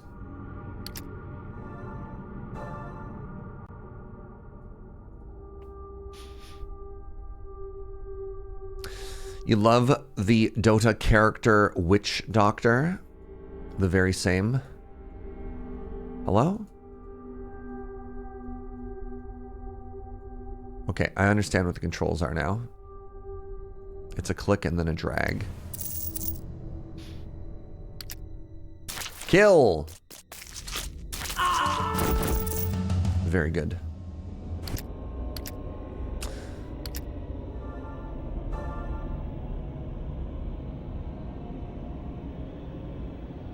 It's kind of weird that you can't select them up into a certain point. I've decided to go mono punch. Thoughts? No shaman. Only punch.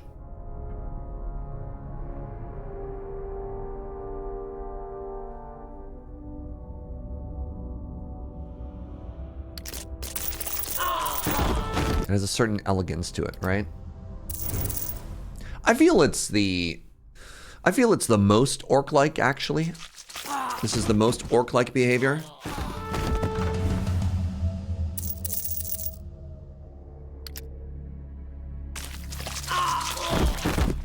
Why shaman when you can punch? Exactly.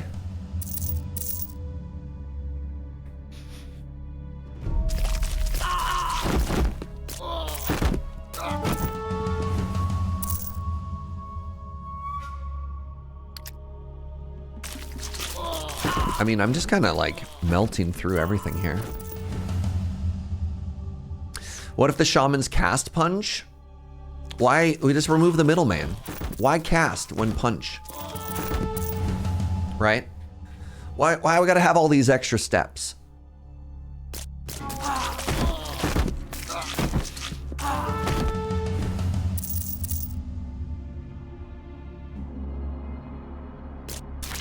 Oh, this game is dangerous, chat.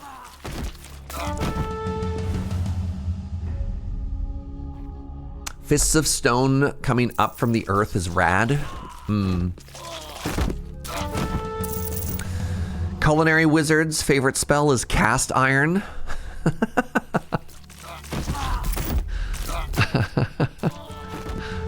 Okay.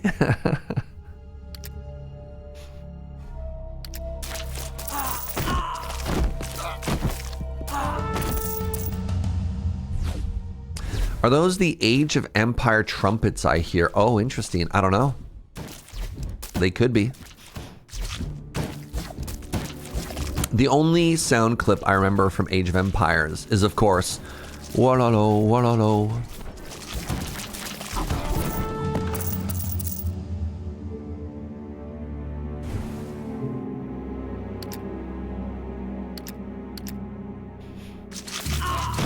I mean, I guess I could just keep marching forward. Like, who cares? Eventually we hit a wall and we can stop marching forward.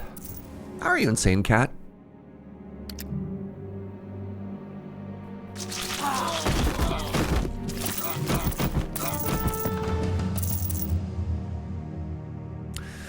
We'll stop walking forward and we can, well, no longer keep walking forward, right?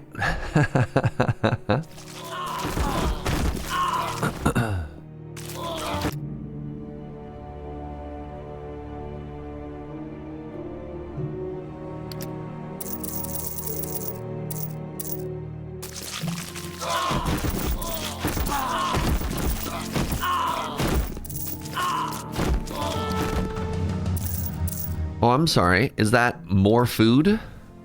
Well, well, well. You know what I like to do with more food? You guessed it, more orcs.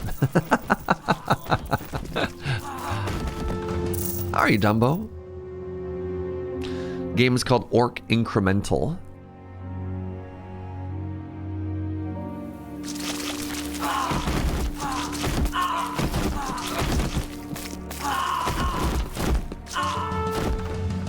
Ba, ba, ba, ba.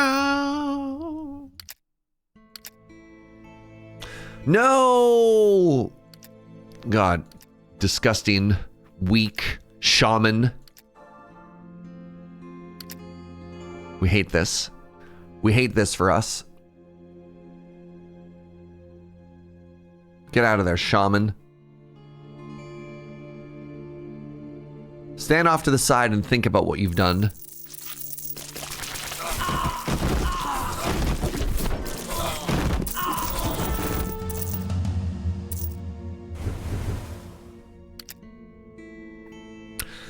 What do you think?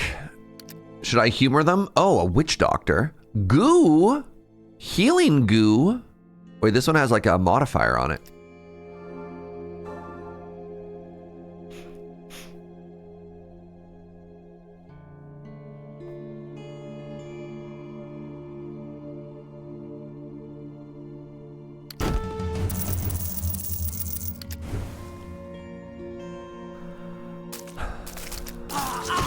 Look at that. Healing goo, chat. What a world we live in. I had to leave for 20 minutes, but now I'm mesmerized. Yeah, I'm kind of hooked too. All right, let's do ourselves a favor.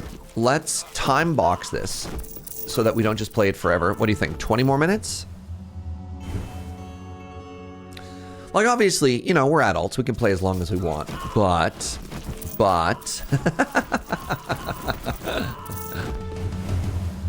Molly did have other games, right?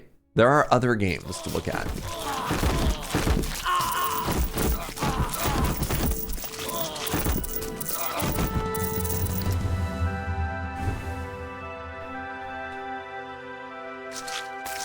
Oh God, you're right. We could leave this game running in the background, couldn't we? I didn't even think about that.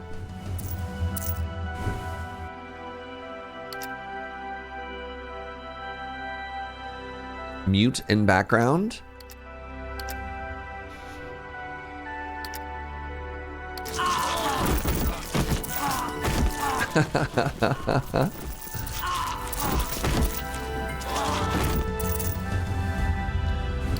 All right, what do we got? Man, another stinky shaman. Ew.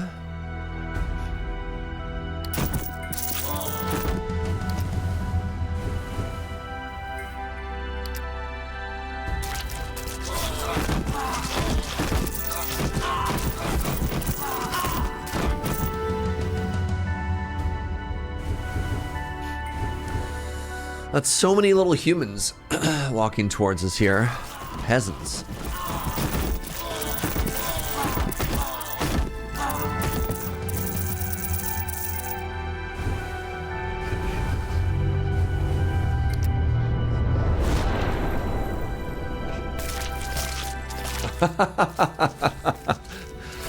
Just make sure I turn it off at the year-end highlights so that it doesn't ruin all my statistics. Yeah, idle games are the Steam year-end summary killer.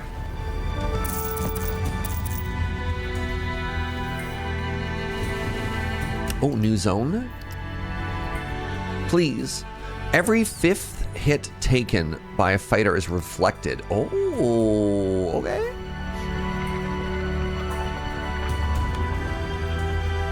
This one's been added to your wish list. Nice. Let's actually change the layout here a little bit. Let's do. Anybody remember the movie The Mighty Ducks? We're gonna do a little bit of a flying V formation here.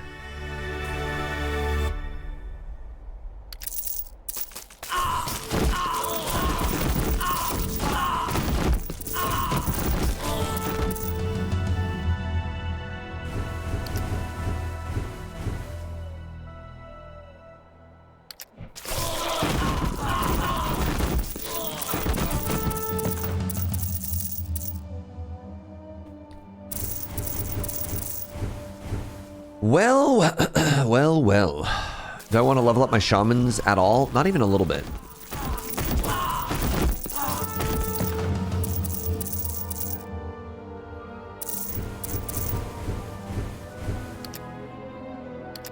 Like, I got this homie.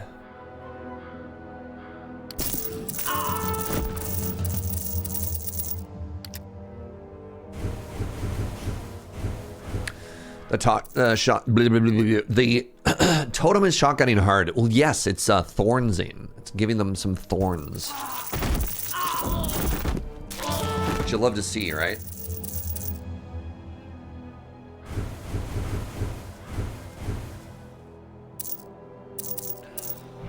I keep wanting me to like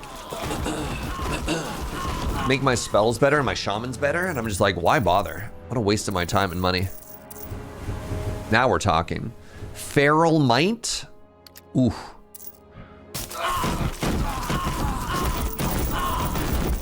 He bled again. I imagine stuff like this is just for the run. Right? I imagine that's just like individual prestige or however you want to look at it. That's what my gamer instincts are telling me. Oh, the Witch Doctor. Okay, well, if it levels up my Witch Doctor, I want that. Hold on.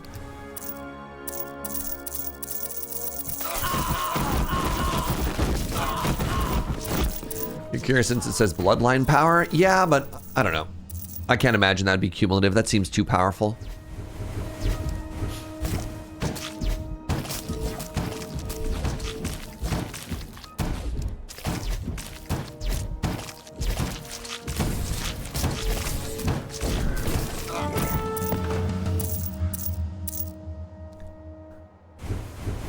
Oh, Witch Doctor double flask. That's kind of dope.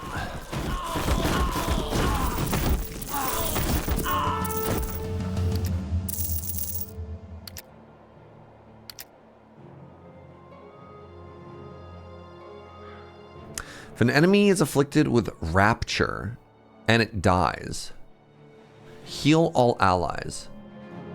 I don't know what rapture means. All right, I have a second Witch Doctor now. No.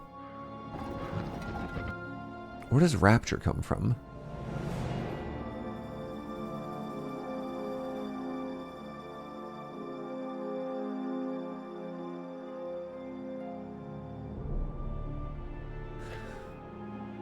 Does the sticky goo count as rapture? I don't know if it does.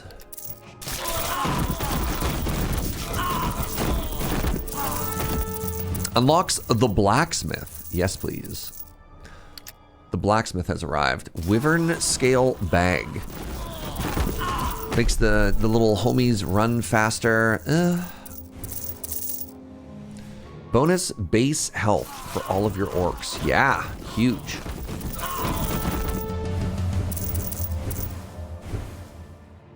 Dragonfire furnace? Sorry, does that say 3x total damage? Just straight up triple my damage? That's kind of cool. Deece? Deece.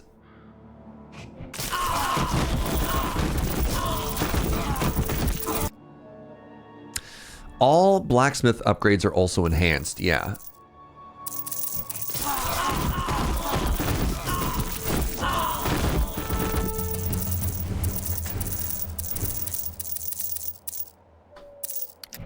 Get this little homie to start zooming around a little bit faster.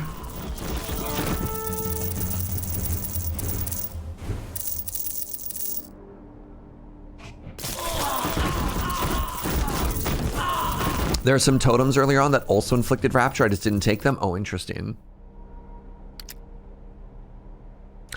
Whenever an allied spellcaster kills an enemy... sorry. I'm sure that had other words that they were using. I just didn't hear any of them. Over the sound of my disappointment.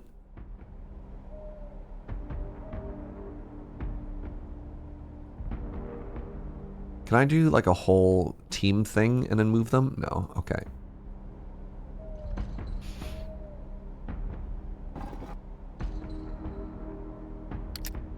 Hey, now we're talking.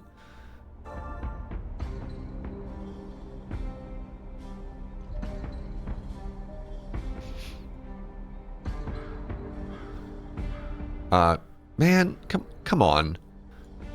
Come on. Like, I don't expect, you know, table manners or anything, but that,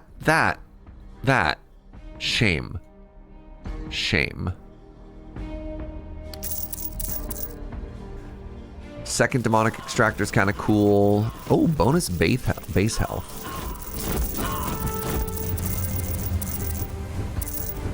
Triggers rage. Oh. Okay. Very orcish, yeah. All right, let's keep moving forward.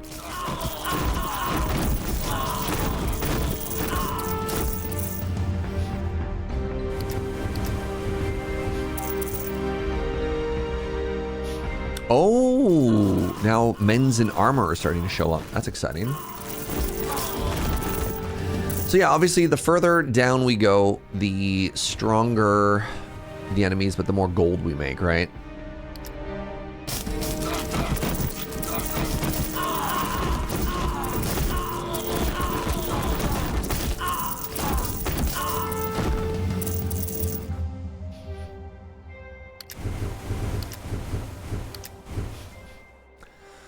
It's a whole lot of archers. Ooh. Oh my god, the thorns there. Hello? That was unreal.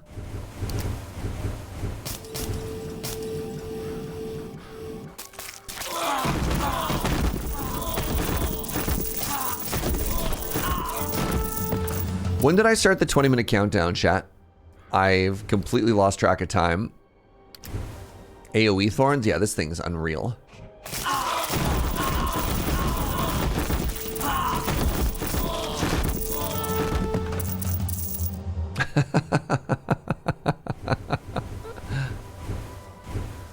Should get another little helper going. More enemies. Oh god. Well, hold on. If I got room for more homies, I should get some people out there, right? 10 minutes ago? All right.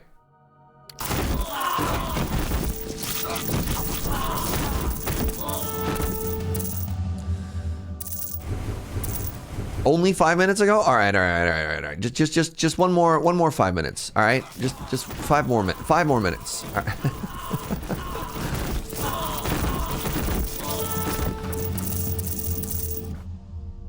Man, I have so many good things here. Damage, health, percentage health.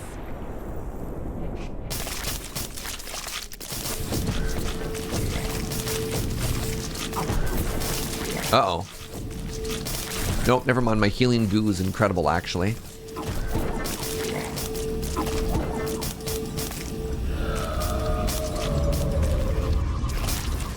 Do we have a time blindness, 5 more minutes mode anywhere? I don't, unfortunately. I should. Oh, they have knights now. So fancy.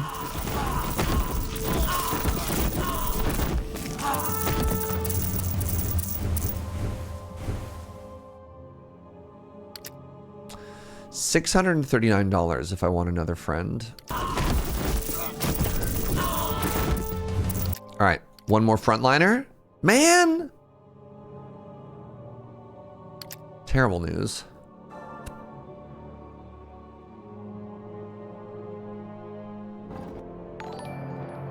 Why do I keep turning off auto progress? So I don't hit a point where I die and I don't make any money. So when I'm kind of going around to different store areas and I'm just looking around, what I want to do is I want to be farming money as efficiently as possible, and you get a clear bonus for it. Naction with a prime. What's up, friend? Thank you very much. Thank you for spending Amazon's money here.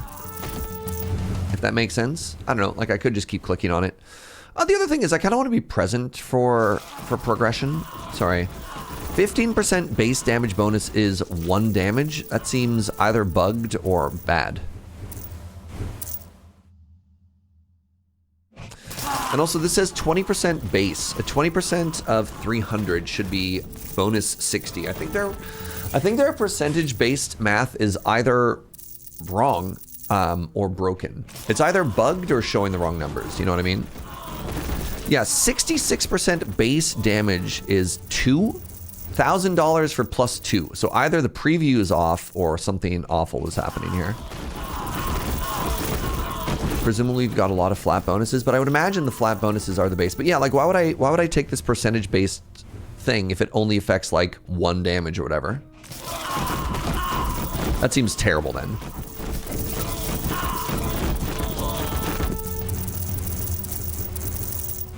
I don't know. Something's wrong there. I think if I'm spending 1,000 gold on an upgrade, I want it to do more than 6 damage, right? Yeah, look at this. So 50%, 53% base damage. What? All right, what's the Acolyte? 10% base health for all of your units. So, yeah, that's very, very, very weird. All right, do they have a feedback? Oh, for their feedback, I have to go through a Google sheet? No, I'm not. Nope, sorry. Nope.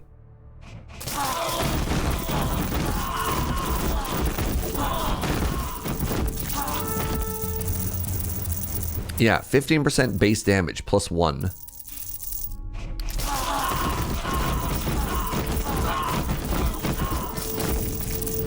You can keep saying the word base over and over, chat. That doesn't make it feel any better.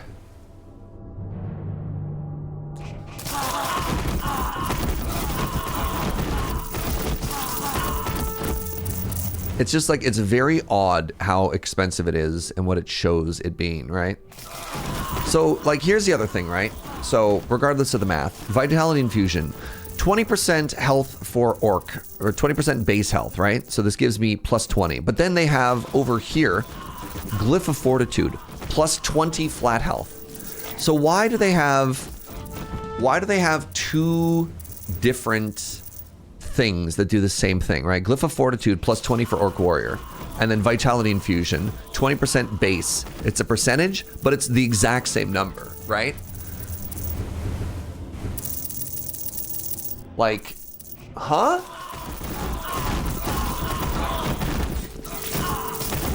If they're meant to be functionally different, I don't get it.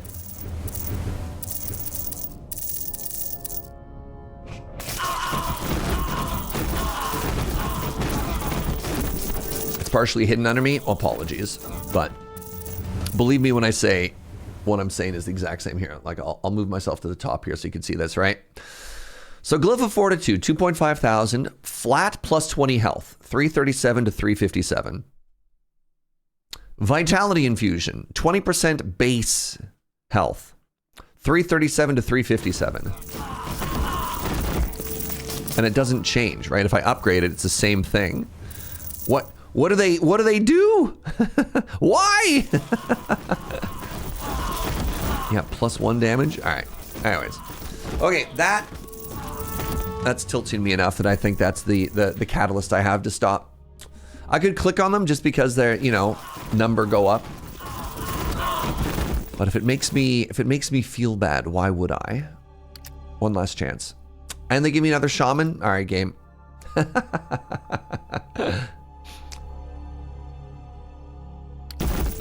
We can let it cook a little bit longer. Wait, what are these? Small chance of throwing all flasks at once. That's kind of funny. Projectile count from the shamans. That does seem like a way to make them strong, much stronger, much quicker. 25% base damage for melee units. Plus 2.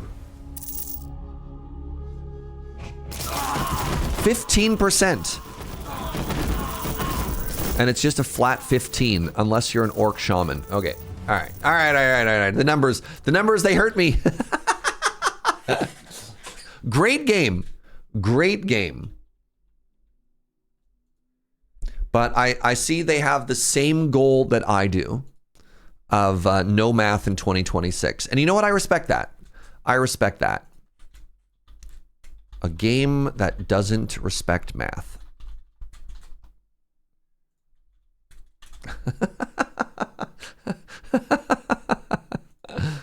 Honestly, excellent suggestion so far. Thank you very much, Molly.